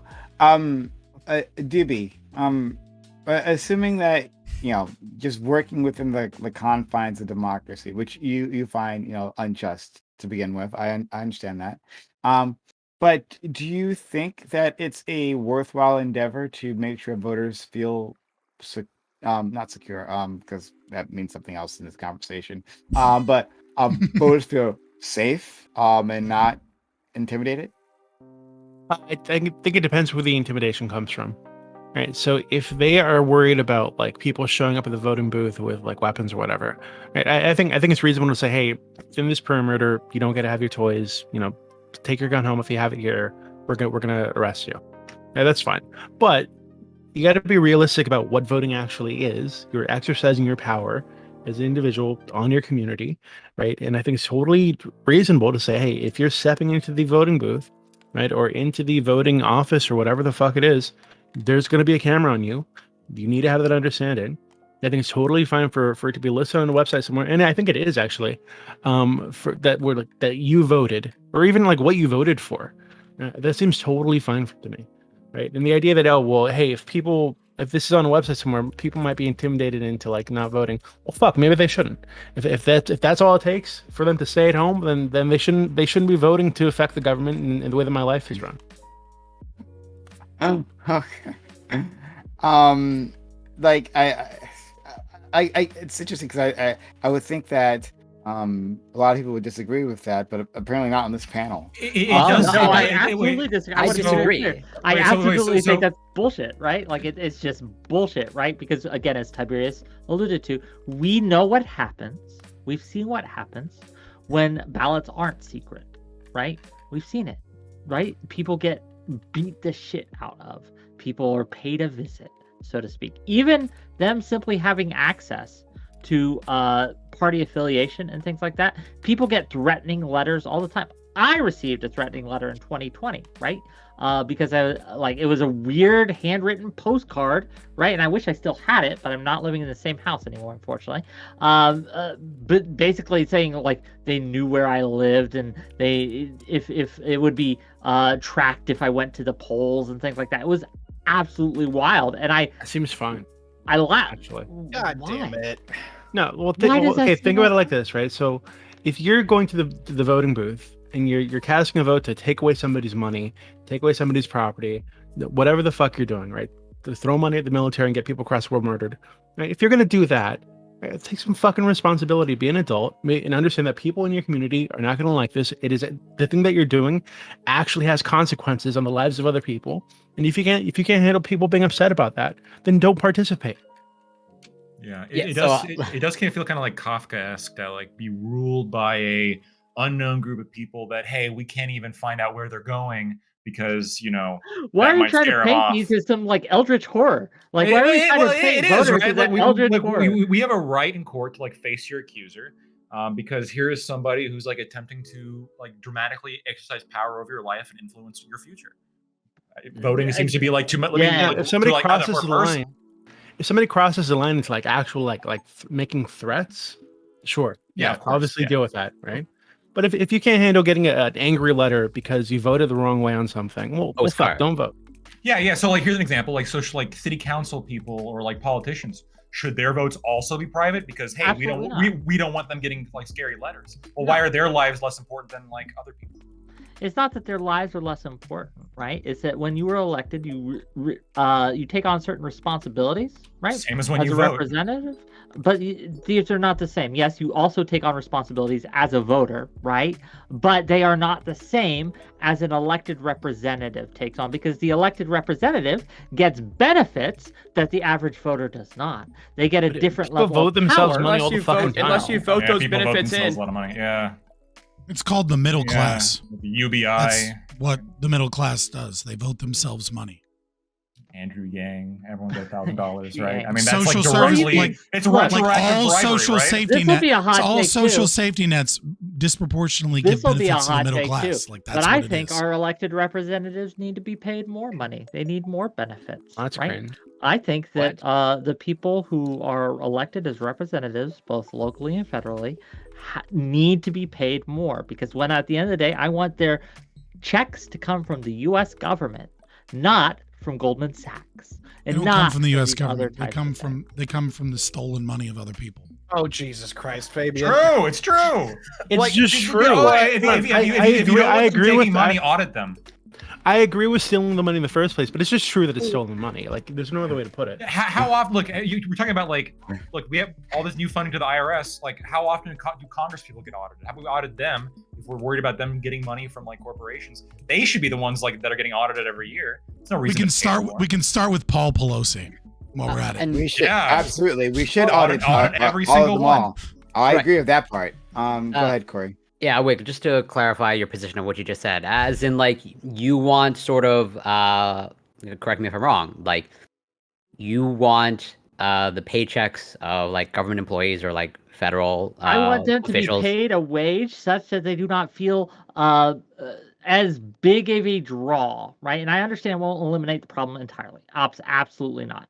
But they do not feel as big of a draw to get into beds of corporations and other big money donors. If we paid them more, not only As- would it attract so- better talent, yeah, right? but- It would attract more That's people. false. You There's- don't think there's no- that's true? There's no correlation between whatever salary an occupation has and like the talent. Yeah, he's got some study on that. So Whoa, I mean, wait a second. no, wait a well, second. like, So no are you offense. telling me if people have more So, money, can I get my won't commit question less out, though, crime and for a things second? like that? Yeah, And like so, put it out. are you saying like if a politician is making like, let's say for example, millions of dollars as a result of like the situation that you've outlined in terms of like, yeah, they're sort of like in bed with banks or private companies, you would potentially want to just like replace that. It was like, okay, well, this should just be government money, and like that 2 million coming from like taxes or publicly funded salary and whatever private corporations. You just want like fully 2 million from the publicly funded taxpayer.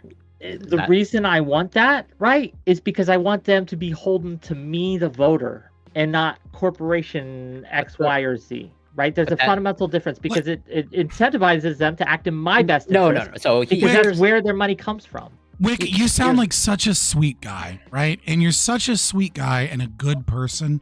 You're having difficulty understanding how corrupt these pieces of shit are. But let's just realize for a moment that Hillary Clinton's yearly salary can be paid with like one Goldman Sachs speech, right? And like doubling that isn't going to stop her from doing a Goldman Sachs speech, right? Yeah, like, you would like, just I take, understand, increase salary I and then get the understand the extra lobby. concept. I understand the concept that like people that have like a financial difficulties in their life do get targeted by like other organizations for corruption because like those financial difficulties are like a thing that can be exploited.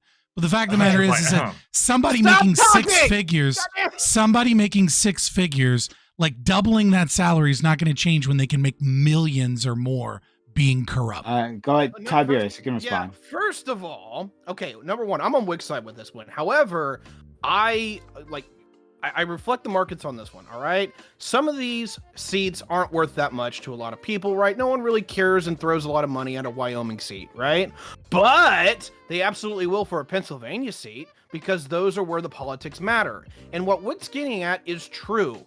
We can tell by the market how much these seats are worth. The average congressional seat, people will throw $2 million at a pop. Senatorial seats, about $20 million. And the presidency is clearly worth $1 billion.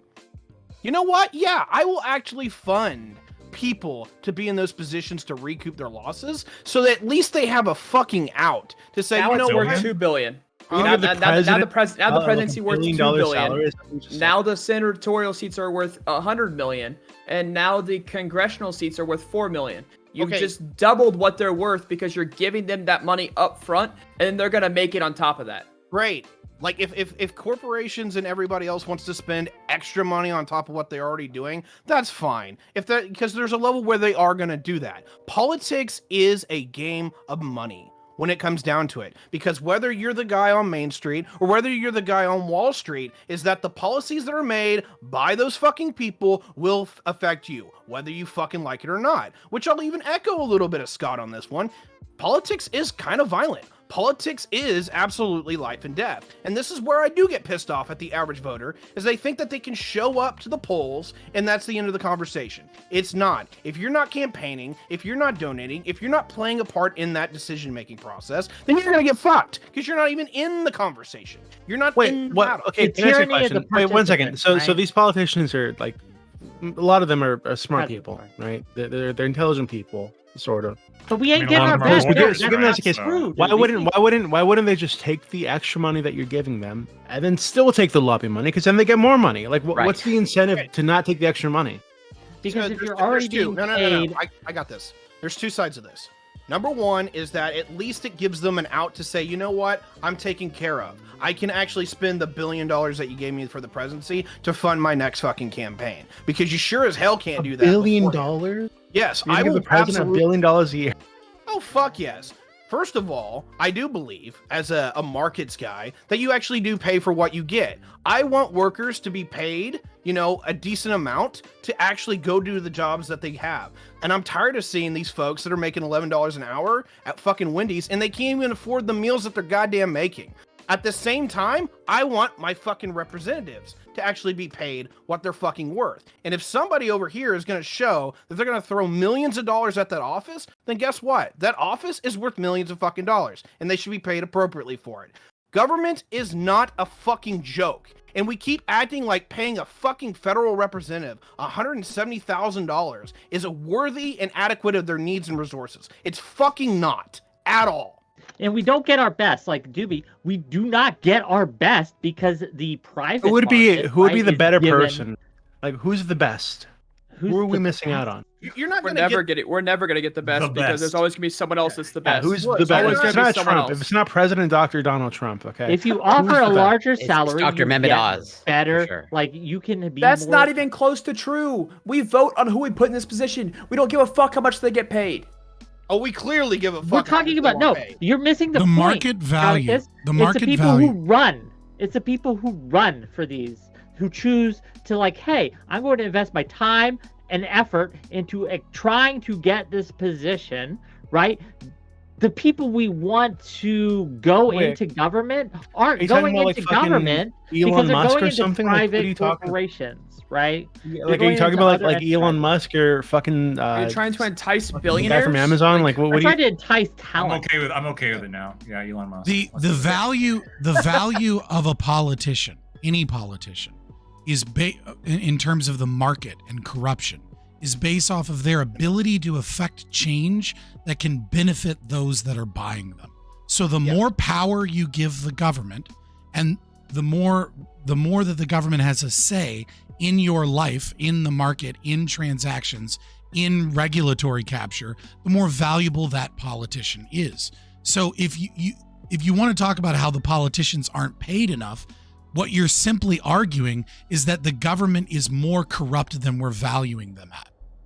It's not about the individual politician and their corruptness. It's about the fact that the system, the state, is so corrupt that they're worth more than we're paying them. And if you want to reduce the power that they have over our lives, this is just as simple a way of reducing corruption in government as well. The more you reduce the power they have, the less valuable they are to purchase because they have less power in determining the market. The correct answer isn't pay them more, it's give them less power. Wait. This entire idea, though, is dumb on its face. If we're going to pay all these politicians all this money that's suggested, I agree. Voting is dumb. Then you're going to push and say like, oh well, they're going to say I'm covered because I can use this money towards my re-election efforts, etc. and so on. Then you're dumbfounded at the amount of politicians that will be like, okay, so he's going to use that money, right? But now I'm going to use that money. Now it's an even race. And so now we're going to start pulling money in from corporations. You're not going to fix the issue by paying them more. You are literally just going to exacerbate it by making American citizens pay higher prices for them to get the same amount of money, and the corporations are still buying their asses out. Yeah, actually, it just seems like you would actually just be making it more difficult for people who don't have a shit ton of money in the bank account to get into politics. Yeah, you would just increase the incumbency advantage. Okay. 3 things. Number 1 is that Doobie has a point here, in that I don't have the solution for the first time in. The natural idea here would be is that you start off on the lower end and you work your way up through competency. But obviously that is not how everything works, and I will totally take that as a solid mark against me. I 100% understand that, and I admit that. On the other side of that is that whenever you have these people engaged in this kind of system, right? What is the other checks that you have here? What is the point of actually going to run for office outside of notoriety or simply having your ass kissed? Because let's be frank about this. This job fucking blows, right? You are literally the messiah for some people and the devil incarnate for others. And it's solely on the fact of how you are perceived, not even what you do, right? The second part here is, what is the encouragement for anyone who is competent, who does have experience with some kind of large responsibility, fucking doing this job? Because in any kind of market situation, they would be paid millions of dollars to be a CFO or a CEO or what have you. The people that you kind of want who have at least parallel experience, right? So what? Do you just literally want a bunch of fucking degenerates that literally have no experience at all in exercising any kind of macro power? You know, Tiberius, I think you actually have the opposite problem, because if you make the pay high enough, then like you'll have people who maybe are not financially literate, or maybe haven't have a career behind them where they've built up enough money to run for politics and survive off of that salary. And instead you're going to get newbies come in and make their money off politics, as opposed to like the idea of I'm going to make a bunch of money beforehand, have a long prior career, then go into politics. But if you have the foolish notion, go ahead. Wick is correct in that we already kind of have that now. And my other side of that is I'm not against career politicians. I'm not against people being like, hey, you know what? If I can do this for 40 years and continuously get reelected, whether you change office or not, I'm fine with that. I like the idea of a political professional. I do like the idea of politics being a career. What I don't particularly like is, who do they answer for? And this is where I want to get to with Scott for just a second. One, just a quick question here. You say corrupt a lot. And there's a level where Is there things that are corrupt? I don't disagree. There's But no where such thing you- as a politician in Congress that isn't corrupt. It's impossible. Okay, to that's not the be that's the corrupt. issue. What do you refer to as corrupt? Because a lot of things that people say are corrupt, I say is literally a feature of the system. Yeah, People are elected exactly. to I represent agree. Feature, not a bug. It is a feature, not a bug. Like, it is Yeah. impossible to be a politician and in Congress and not be exercising your will violently and coercively against other people. It is immoral. The system itself is wrong. But even if we set that aside, because I get not everyone wants to talk to the anarchists about anarchism. Set that aside. If you are a person that believes that it is that some people get into this to try and make the nation better, to try and benefit everyone, that have a passion for good governance, right? Which I don't believe in and I don't believe can exist, but let's say that you believe in good governance. The more money you give them, the more likely it is that someone is there due to the financial incentive and due to the opportunity and power, and less that they're there for the idea of being passionate about good governance, and they're doing it that's not how this despite works. the pay. I- Listen, No, that's they're not how doing it. this works. Yes, it does, Right, because right. there's no Absolutely fucking not. politician. No. There's no politician in Congress that I isn't agree with making Scott six here. figures, right? Like, they have enough money to live. If you're making it 200, 300, 400, 500,000, or like you were suggesting, over $1 million, there are $1 going to be billion. people that don't give a fuck in any way, shape, or form about good governance. They're just there for the paycheck. And so if you believe in this fantastical idea of good governance, your own policy disincentivizes that in your politicians. This is Yeah, this so- is a childish argument. Let me Can we- please. Right? Go Let's ahead. all stop I'm sorry. Let's all stop calling each other stupid. Let's all stop calling Yeah. each other children. Well, all right. I was the argument. I was being very, very clear. It's the Or argument. I just like politician your liars. I got Let- a let me- response to let- you too, Tiberius. Afterwards. That's fine. Let me talk, right? So the reason we want a strong financial incentive, even though we also want strong, passionate incentives as well, is because burnout is a thing, and eventually that passion that you have, that going in there, I'm going to change the world, is going to run up against reality, and we want to keep those people in. And so when the passion fails, we need a fallback. We need redundancy in the system, and that's what strong financial incentives provide, a redundancy in the system, right? It is another fallback. So when the passion fails, you have the financial incentive that again attracts talent. This is why corporations. Then you're if you not look at going the to give market, a fuck I've already about solved the this problem. governance. If the your market passion's wants gone, better Right. people, they offer more money. No, can I? Why No, would that's it stupid. not work? That's stupid. You don't That's think stupid. And the that reason works? it's very simple. The reason that the Absolutely reason outworks them no, in the it's not. private It's sector. not a fallback for the passion though. What you're admitting is that the passion is already gone. The fallback is to disincentivize taking corporate money to some degree, but they no longer have a passion, I don't care which about means they their no longer passion, give a I care fuck. about their Which talent. means you were just talking Okay, about their so- fucking passion. so- Pick one. So No, wait- he was talking wait. about the passion. So I think Scott are in alignment here in terms of like so this is the tension with like any occupation, as in like what is the practice of medicine? Well, it's treating patients, and like yes, we include a certain amount of money making as a certain incentive, but there's very little correlation between like high salaries and talent.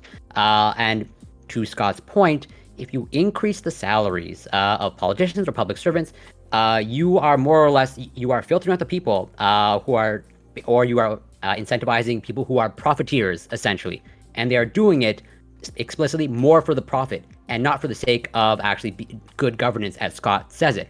As in the same, we see this happen in medicine. This is one of the reasons why, the practice of medicine is to heal patients, do no harm, whatever. But if you start increasing and inflating the salaries of doctors, like you start incentivizing people with bad motives into the practice of medicine. It should not be so inflated that, I'll just go into medicine because I'm a profiteer and that's all that I care about. Those tend to be bad actors. That's what you see Look, happening this at a is political why- level. this That's is not why true. I Get That's not lawyers. true. Just let me That's not respond real true. quick, real quick, Go. real Rich quick. doctors are good doctors. Look, At the end of the day, this is why I don't want to pay McDonald's workers a living wage, because I want them with a passion. Where's the passion in burger making? I want them to be passionate about. I don't want to incentivize those profiteers. Congressmen make living wages. Congressmen make living wages. McDonald's workers aren't using ridiculous. McDonald's workers aren't wielding the axe of authority and violence over me. I can just go to fucking Burger King if I don't like McDonald's. It's the same problem with this idea of doctors. Is a good doctor is a rich doctor, because a rich doctor in a market is the doctor that gets the best results and sells to the person the voluntary service at the highest quality. Oh my God, it's almost like our political system right now. Who's the richest of the politicians? The ones that are the most influential, right? What Wick is. I agree. They wield the axe of authority over me. They are the most influential at using violence and coercion and being evil pieces of shit. I don't give a you don't give a shit. shit. All right? Okay, Right? look, I love you, Scott. There's a point here where I think you have great systems analysis, and I will happily ask you the questions when it comes to those, because I think you're really good at getting to the nuts and bolts. But whenever we get to this point where I don't like the state and I'm just going to deal with it, I can't engage with that shit, all right? It's not even just that, though. It's not even just that. If we increase... I know it's not just that. I haven't got to that. Okay. All right, so That's a really good way of dismissing my arguments, because you can't deal with them because you know that you're morally wrong. Like, look, we don't agree on the fucking argument. You're going to say that the state is immoral. You know what? I'll even agree that the state is immoral. Great. Let's get to the next question, okay? Now, we have a state, and we have to make it prosperous, and we have to make it effective for fucking people. So how do we do that, Scott? Because I'm not going to advocate tearing down the state. You just said the state is immoral. So the correct answer is the the lack of of the the state is also immoral, right? Yeah, it also leads to immoral outcomes. I'll also agree with that as well. Anyway, the long and the short here for where I'm. All right, fucking commies. Like, I get it. You don't have any philosophy. Yes, because I'm totally a commie. Two things of this. Number one is that I think there's two different schools of thought when it comes to the representation of people, right? Number one is like the liberal policy in the regards of, you know what? People have to suffer the consequences for what they do. If you have a bunch of poor folks that don't go out and campaign, if they don't actually go out and fight, if they don't donate anything, then why is anyone ever going to represent them? Reality is they probably aren't going to get represented, and then they get fucked, right? So you have to give them some kind of an out if you're going to have one at all. I'm not going to say any system that I've come up with is fucking perfect, because it sure as hell is not. But the other system is what now? Simply just let the system run them through the meat grinder, right? That we actually have some kind of like force representation. I don't know if I want to go that route either. But when it comes to macro representation, when it comes to representing people on a large scale, I'm from the state of Indiana. We have a lot of coal miners here. If I run in the state of Indiana, I have a serious issue. I can't support people who want to build windmills in northern Indiana, but also support the people who want to mine coal in southern Indiana. I could physically do it, but it would be completely and utterly fucking incoherent. And it'd be a waste of money for somebody, right? So I have to pick, who the fuck am I going to help? And a lot of people openly say that that's just corrupt. That's just the system being completely fucked up. No, that is the feature of the system. You coalition with people that you can work with to get your guy in office so that you all don't get fucked, right? That's how it works. Now, how do we make it to work? It's the system being corrupt, and it is corruption, but it is also a feature of the system. Okay, sure. I'm okay with that.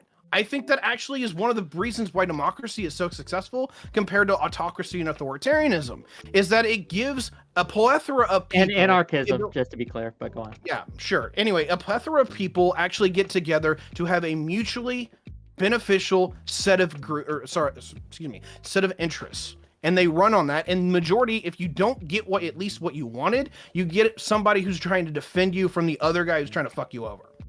So it's not mutually beneficial if one person's fucked in the exchange. It's not voluntary. No, Scott. This is not. It's not a one-to-one calculus, and that's where we have to be real with this conversation. Right. So it's not mutually beneficial. It's just one side wins, the other side loses.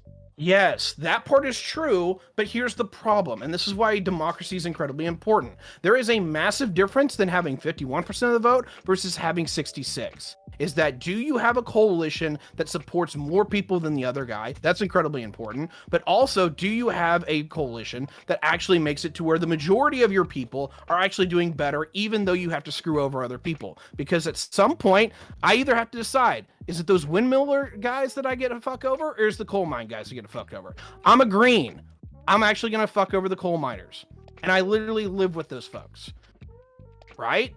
Where is the correct? I agree.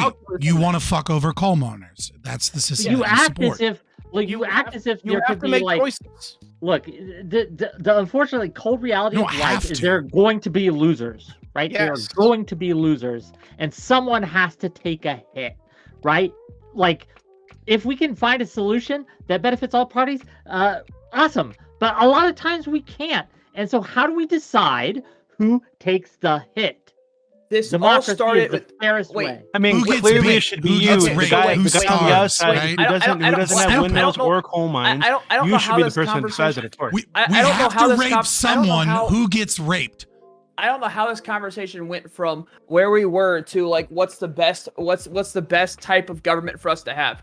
So we're going let's bring it back to topic here. The where I left off Fabian, cognitively here, where I went off cognitively here is we're talking about paying politicians more money, and somehow this is supposed to fix our issues, which Mitigate, is just okay. So mitigate our issues, which is just absolutely false. You're going to increase the incumbency rate.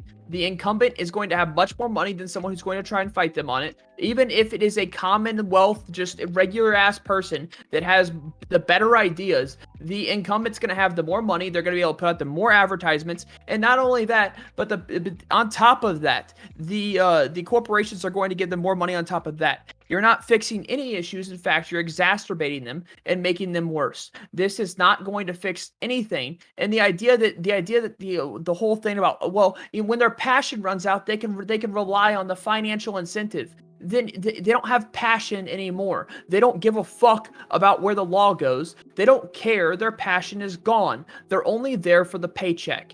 And when you I'm sure people know everyone at their work, whether someone who's only there for the paycheck, they don't do good fucking work because they're only there to get paid. What are you talking about? That's not true at all, right? That is true. Again, if you're paid, that's not true at all. Tiberius, I wanted to respond to something you said before. Please go ahead. So two things. First thing, I'm not a fan of career politicians. I think for the mere truth of, you have, for a career politician, somebody going into it with not a lot of life experience, and now this is somebody who's arguably controlling very incredible power. Ideally, I think people should have like a long career in things that matter less than how I am governed, to prove like, hey, I'm a capable member of society that's well respected in medicine or horticulture or whatever the fuck that you did beforehand, before you decide to like take the responsibility of making these kind of decisions over people. And your field, I think, could absolutely be important to like what kind of policy you're going to be deciding. The other thing is, I understand your concern with corruption, and there are places in the world that do this, that pay politicians very highly with the effort of trying to remove corruption. The only the question I have is, okay, so it costs a whole bunch because we're funding these people dramatically, and we're worried about like checks, which I'm always concerned about checks as well. Why couldn't I floated the idea before about like auditing these people? Like, why couldn't we just like set up some kind of like independent like agency whose sole task is like to audit the fuck out of all government agents, and then like make sure they're not taking money from other places, as opposed, because I mean, here you said before like 175,000, barely enough to live on. I don't know. No. For their needs. You said for their needs is what you said. Yeah, you are a literal representative on a federal level, right? You're flying from back and home. You actually have to maintain 2 residencies, one in DC, one not. So like, why don't we just like have here? We have like a residence in DC, like an apartment, a shabby kind of apartment already paid for you. Yeah, so part of the perks of the job is that you get some shitty apartment, okay? And also I'm listening. Let him go. Oh my God, another perk of the job is you get a shitty, uncomfortable plane seat in a third class where you belong, while you sit with the rest of the people that voted for you. Get the fucking And, stool. you don't get to sit in the Let's first go. class. You get the with fucking the stool. you get Now- the fucking stool, and you sit Or with the the- rest of the people, and you get or the that for wing. free. The You're not wing. even All you're not even allowed to sit in first class, and then you get all these restrictions like what stocks you can buy. There's all these restrictions, and you sign up for that when you go to get elected. Why not have that system as opposed to like we're gonna give him $1 billion a year, so maybe he'll be less tempted. I feel Yeah, like the now first you're one is talking a lot- lactoid. Yeah, Speaking like- my language. Okay, I'm a little disgusted because there is a level like of incentive here, right? So I want to take your argument here, and I kind of want to flip it on its head, but fall with me, right? So you're of the more experienced citizen approach the framers put in. It's like, go out in the world, go learn something, go participate, and then come in and do it. Under that, I have no problem with that, but that's largely what we don't see, and we'll get to that here in a second, is that the issue with those folks is the day we know why they don't show up. This job fucking blows. And now what you're advocating for is, at least, I don't know if you're advocating for this at the same time, is that now you want to put them in the back of the fucking plane, you want them to have no perks at all. Like, why would anyone of fucking measurable competence want to ever do that job You ever? will select You're getting for the worst you're of the getting worst. paid. No, hold on. That's not The first of all, worst that's of the not worst. The that's people not who true. value What he said, power someone No, said. that's and not who what I value said. No, clout. we're You will selected. be No. Twitch streamers. You No. will be elected Let him Twitch reiterate streamers. his point. Well, I mean, Back twice. yeah, some Twitch streamers probably do better than some politicians today. But what I'm saying here is, that we're not going to be selecting for those people. We're going to be selecting for people who have a whole bunch of money built up over a career that can, live off that. They're obviously still going to get paid for their work, right? And they can use that money for their primary residence, or buy whatever shit they want, or they can do that shit. But they're already they're older on in life, they've had a successful career, they've contributed to the community, and now they are granted the privilege of governing people. And the fact that we want to, well, first of all, I'm not convinced that that my system is less efficient than just paying them to get rid of the corruption. But the other thing is, I feel like you're not factoring in the real cost of paying.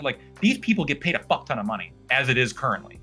Can you if we start paying the president $1 billion a year, like you suggested? I think $1 billion. That'd be insane. I want to disentangle myself from Tiberius' $1 billion take. It's a little much. That's a lot of money. Details. That's fine. We You can't. can look at the details honestly- of how much, right? But my point here, my advocacy here, is that one of the primary reasons a lot of these politicians will take money from corporations and things like that is because we do not pay them enough Audit for them. the talent level, right? You audit them. No, this that is isn't not illegal. it whatsoever. That is not it whatsoever. The Should reason be. they're taking money is Okay. because they're trying to maintain money for the next election. They're trying to maintain their power. That is the reason they take money from corporations. That is the reasoning for that. That's also why the incumbency rate is so high. It's not because they're not getting paid enough for their talent level. That's a load of shit. They are because they're being paid by the corporations. They're not being paid by the U.S. government. So when it comes down to it, when the rubber meets the road, they're going to turn You know to where the daddy money for the corporations is and not going? daddy It's going voters. towards re-election efforts. It's Yes. going How towards are you not re-election seeing efforts. this? How are you not getting this? How are you Yes, not they are understanding that getting all this money is paid going right towards now, re-election but efforts they're and not in their getting paid pockets? by If it was a people worry who- about not being paid what you're worth, Right. then it'd be about going in your fucking pockets, not towards re-election efforts. Then how is it that Nancy Pelosi, who on paper should make $250,000 a year, has a fucking multi-million-dollar mansion in San Francisco? Has she been audited? She's just so talented. It's clear her talent just shines okay, through okay, the so screen. Her husband. She does insider trading. So I'm That's all not. it is. So Insider trading, right? what- That's what needs so to be cracked her- down on. Insider trading. I For don't one, disagree yeah, with that, for but- one, her husband does insider trading. For two, Nancy Pelosi also has a lot of paid appearances, to where if Nancy Pelosi appears somewhere, it's more than oftentimes paid. So she is paid to appear here, paid to appear there. This isn't the corporate money we're talking about. The corporate money is behind the scenes, and that is used mainly for re-election efforts. Oh my God! So Okay, let me first of all, say it's- this. Let me say this. Tiberius D is arguing something that I obviously fundamentally disagree with. But the problem is that our current U.S. spending is almost $6 trillion a year once you add in entitlements and all of those other debt that we have. So paying each politician in the Senate and Congress and like in the cabinet and the president $1 million a year wouldn't even change that percentage in a meaningful way, because most of us don't realize, we can't even conceive how much money is fucking stolen. The overwhelming amount of money that is taken out of every American's pocket to fund shit really does show that you could pay each politician $1 million a year and you wouldn't even fucking notice the difference. When politicians argue about the debt and when they argue about how much money we should be spending, it should be noted that like 82% of our spending is entitlement and like 8 is debt. We're talking about less than 10% of the money that we spend is what they're bickering back and forth about, because every politician is a pussy and won't say what needs to be said, which is that we're going to crash as a country, and we're all going to crash and burn, and the dollar is going to be worthless unless we get rid of Medicare, Medicaid, and Social Security. Next, I would like to deposit a little bit of an olive branch here that my streaming partner talks about. I believe, as my streaming partner regularly brings up, that congressperson should be given an apartment and they should live in barracks that are left up to the exact same standard as everyone in the United States Army. And if they don't fucking like it, they can vote to make those barracks better. The third thing that I would like to say is all of you can go fuck yourself, because democracy is tyranny.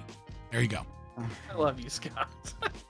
And hold on one thing. All right, and with all of that stolen fucking money and tyranny, why is it that crazy that people want to film where people are dropping off their ballots to make sure ballot harvesting isn't going on? It's not that insane when you realize that the damage that government is doing is orders of magnitude worse than the police do in inner city communities.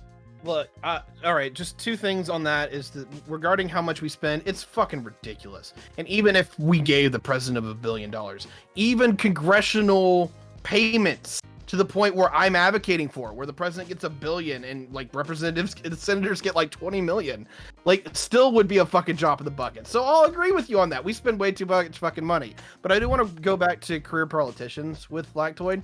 Like, first of all, when it comes to the experienced citizen motif that the framers even wanted, right? Number one, why don't we have that at all? We fucking don't, right? Most of these people are career politicians, like straight out of the gate. It's too profitable. That's the problem. It's too profitable. Wait. You're actively telling me that government is too profitable. Yeah, well, so these specific like governance positions, yeah. Well, because first of all, they're pulling in large salaries, they are. But the other issue is insider trading, lining their pockets with like, hidden money, like this kind of shit. They and the government, like the IRS and other from like government agencies that are like supposed to stop them, don't, because, well, hey, they're the government. This is an issue with the fucking government. There needs to be like a better check and balance system where these fuckers get audited like yearly. Fuck it. No, they're just the FBI is just too busy making sure they infiltrate protest movements so they can have another January 6th. Like, do you agree with me? Like insider trading, there is no. I would be in favor of like if you get elected, if you volunteer to get elected, you shouldn't own stocks like at all. That shouldn't be a thing that you're allowed to buy. Will we combine that with the higher base salary that Tiberius? Like if you wouldn't need to.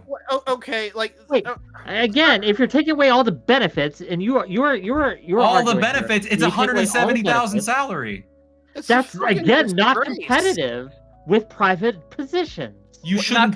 We shouldn't be getting people to. We shouldn't. The people that we want like to be running are people who have the careers behind them, not people who are like competing to get private positions. Great. So we have a government of geriatrics. Oh wait, we already have that now. Yeah, we do. You're in favor of career politicians, like the people and Nancy Pelosi you brought up a couple times. Geriatric? Come on.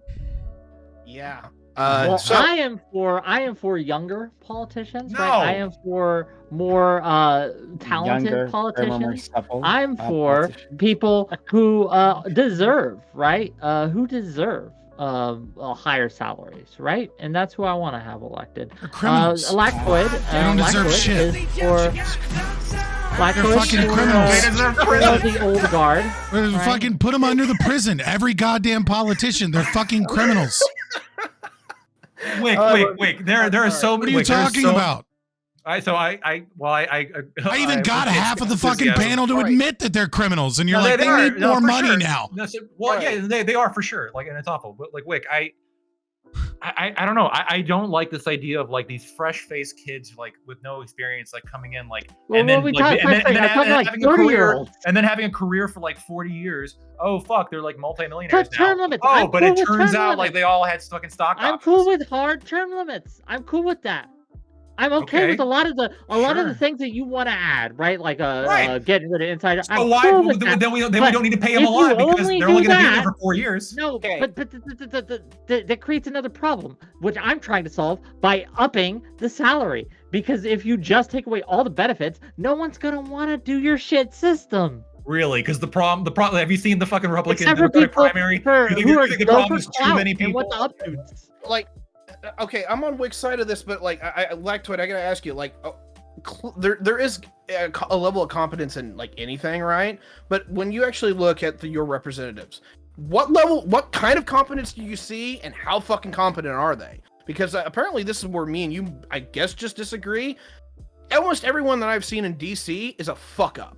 Right? These are people who literally turn into like crony capitalists and shit because they couldn't make it in the fucking market. Yeah, they couldn't. Crony capitalists. Earn those high-paying positions, so they pick the lesser, more corrupt positions. No, but they're making more money though. They're making way more money than like their private counterparts in Congress. No, they're fucking not. You said Nancy Pelosi makes all this money, lives in a big ass mansion. You don't think her politics and like her, insider trading and shit doesn't have anything to do with that?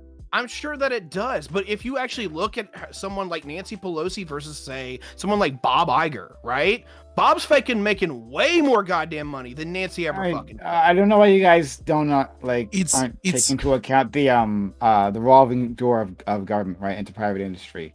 So people leave and that's usually the bureaucracy. That's not usually elected officials. Elected officials as well. That also happens. I agree with you. Like the military bureaucracy makes big bank. Or how about Ron Klain? How about Ron Klain? Right? Like that's the person. That's the person that's really running our government. Because if anybody thinks Joe Biden's making decisions, you're a fucking idiot. Right? Like that guy can't figure out what ice cream he wants to eat. Okay, and even if he can, he needs a fucking handler so that he can pronounce the name correctly, or he's gonna get the wrong fucking ice cream stuttering through it since he has such a hardcore stutter. No, Ron Klain, what does he fucking do? Oh, he was the White House chief of staff of Obama for the vice president. He was the chief of staff for Al Gore, and he was the chief of staff for Biden again. What did he do when he wasn't chief of staff? Oh, he was working lobbying for oil companies. And he just happened to be the guy that was in charge of the Solyndra scandal. These people are all fucking corrupt. The point is that this system, no matter how much money you throw at it, will never be a meritocracy because it's not a competitive market of voluntary transactions. What it is it is a system where different corporations, different oligarchies, different branches of government, etc., are utilizing a monopoly of power. No amount of money will make it, like you might make it slightly more meritocratic because more people want to get in on it. But even then, the meritocracy that you're supporting by that profit is not the meritocracy of how good they are at the job. The meritocracy is how well can they schmooze, how well can they navigate the systems, how well can they bullshit people. You're not controlling the meritocracy of how good they are. If I can make government 10% better, I'll make government 10% better. I don't need to make it entirely fixed. Right. I don't need but you're making it 10% better at being charismatic liars that can schmooze and network and utilize power effectively against you without getting caught. I've got middle ground. I've got middle ground here. They're representatives, so there shouldn't be a whole lot of pushback with this one because they are representatives. So what happens is they have a guaranteed salary rate. And at the end of each year, the voters of their district vote on how much they get as a bonus. and if they did well, they'll get a good bonus. Time. If they did well, they'll get a good bonus. If they didn't do very good, you know what? You're probably not getting a bonus this year. It's almost like if you actually made it voluntary, no one would fucking do it. Wait, do that, but with their whole pay. I'm okay with that. Yeah. All right. Fucking $0 living in military barracks. At the end of the term. I know it's Mimi. Make them eat at the fucking chow hall. I don't give a fuck. They're all pieces of shit. If you let the people okay. Please. Okay. All right. So we've gone over time. I'm gonna respect everyone's schedules here. Wait, we're not gonna talk about blockchain voting? No. We can. Oh my god. No. We can talk about that either or like separately. I could write it down as a topic. Next week. Next week. Yeah, we can write it down as a topic. And then I gotta prove you guys all along about the blockchain. Pain in the ass, like, blockchain. I'm writing it down now. Blockchain. Awesome. Voting. An option for idiots. All right, there we go. Locked in. Criminal justice on the blockchain, right? We gotta. All right, thanks so much, everyone. We are going to continue on to our open welcome panel after this, so stick around. The stream isn't done. We have more content for you, so stick right there. I'm just going to give an outro to all these great people who decided to come down and be a part of this. So, stick around. Oh, hit the follow button. Hit the follow button if you haven't done so yet. Hit that follow button. In case. Oh, shout out to Erudite for the raid. Of the kind of her previously. But yeah, hit that follow button if you've done so yet. If you've been enjoying this content, especially for social and chat. For our social media, we got Twitter, Retweet, Discord, where we do everything, including open welcome panels coming up next, TikTok, and YouTube. Like, comment, subscribe. All right. So we'll start with Ty. Ty, thanks for being here. Ty, thanks for coming through, buddy. Like, have you done something with your hair? Is your hair different? My hair is different every time I'm on camera, man. It's just crazy. All right. I wish I could keep it static, but I can't afford a good barber every now and again. It's just inflation is real, folks. Inflation is real. All right. So just for the outro here, I got a little bit too much to say, but number one, thank you for letting me on short notice. It became available. So thank you, and it's good to be back. When it comes to my closing thoughts and outro is simply this. I think there's generally two theories here. One is like the civil servant, which is kind of what the framers did, where, you go earn your spurs in society, you do well, and then you go to, before you retire, you basically put in your last 5 years, 10 years, what have you, in public service. It's a great idea. But I think this is the situation that we kind of have got to the point where that's not really feasible right now. And you've got to kind of revamp the system to do that, because the other side of this is that you have political elites and political masters who will kind of craft the system in the way that they need to. And the reason why you have that is ironically enough, because of what Fabian's got to. The government's fucking huge. And to even understand an iota of how to run that motherfucker is that you've got to be an expert. This is why you've seen AOC go from a person of hyperzealotry how do people to find a person that is slowly getting more moderate as she's been a part of the system. She now realizes that you have to cut bread for a lot of fucking people if you want to get a goddamn thing done. And I give her not credit to shit on him. So the problem honest, that you have here is that either you have just a seems so system boring to where you go, hey guys, I need to have you vote for me, but the only people in the game in town are rich folks and corporations.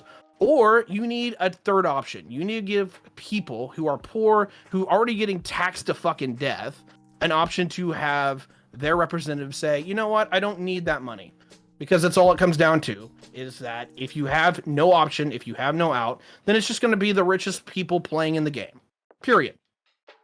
So I'm Tiberius D. I largely talk geopolitics, and what's going on in the rest of the world is scary. If you think America is looking bad, you all should take a look at Iran. You all should look at China, and particularly what's going on in Russia. And I talk a lot about that over on my channel. That's Tiberius D on YouTube, Twitch, and TikTok. Thank you for the wonderfully long outro. I hope we can talk about it later, particularly with you, Lactoid.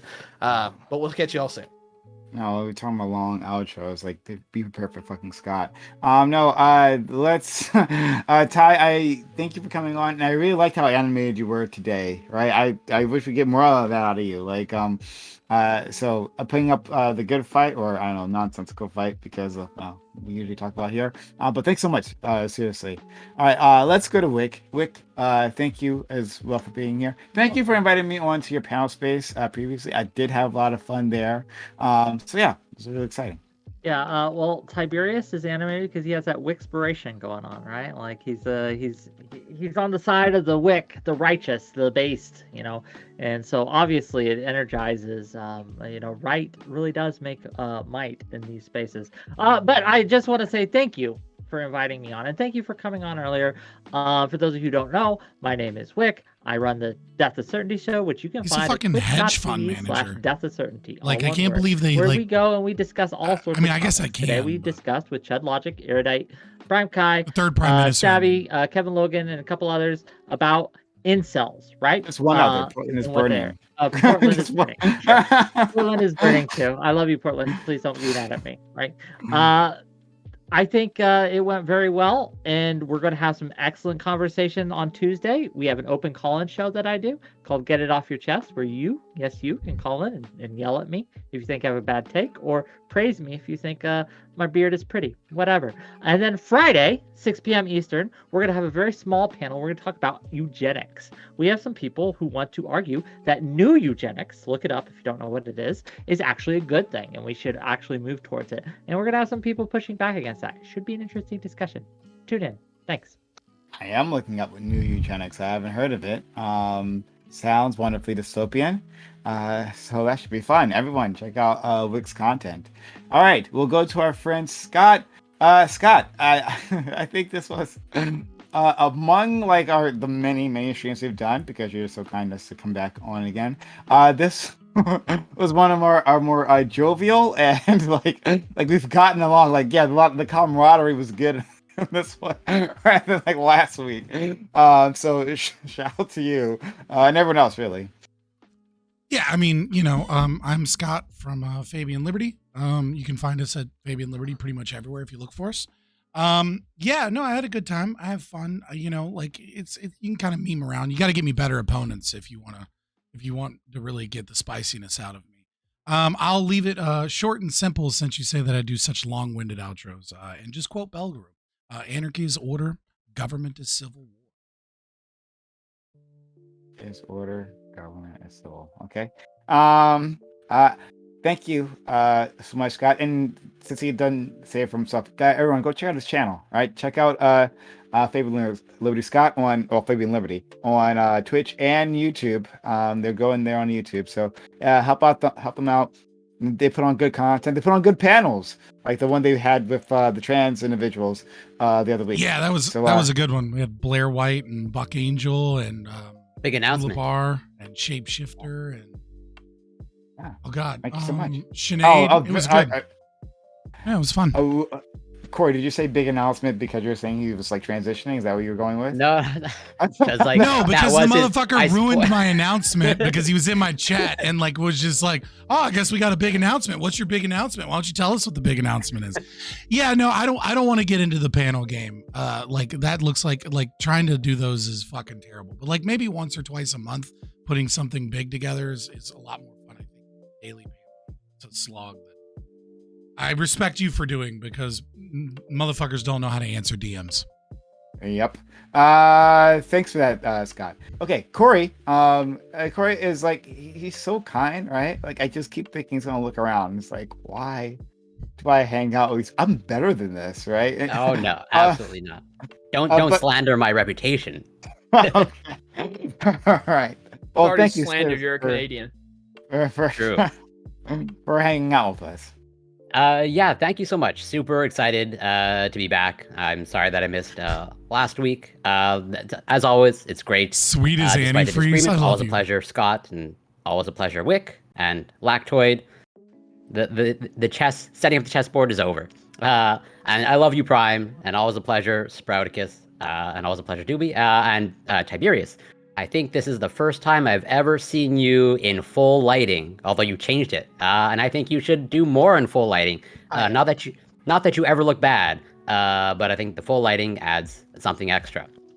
And yeah, so I'm Corey Campbell. You can find me on twitch.tv, CoreyCampbell84, and on Twitter and Instagram, literally, it's Corey Campbell. And yeah, super great to be here as always. Super fun.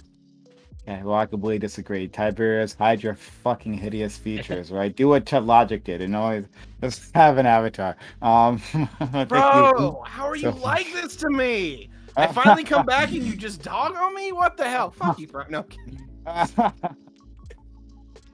My man, Lactoid, thank you for coming on, right? I like when Lactoid gets super Yo, I can't be doing Mexican food right now. I find it's like the most interesting things, like the most like off the wall things. And it's rough. Get Lactoid really pissed. Like, it's not what you expect, right? He's a libertarian, but it's not that. I like to keep it spicy, yeah. So yeah, no, if you liked what I had to say, you can find me on Anti-Communism United on Discord or Twitch. You can see, there's multiple panelists, 3 here now that have bisexual lighting.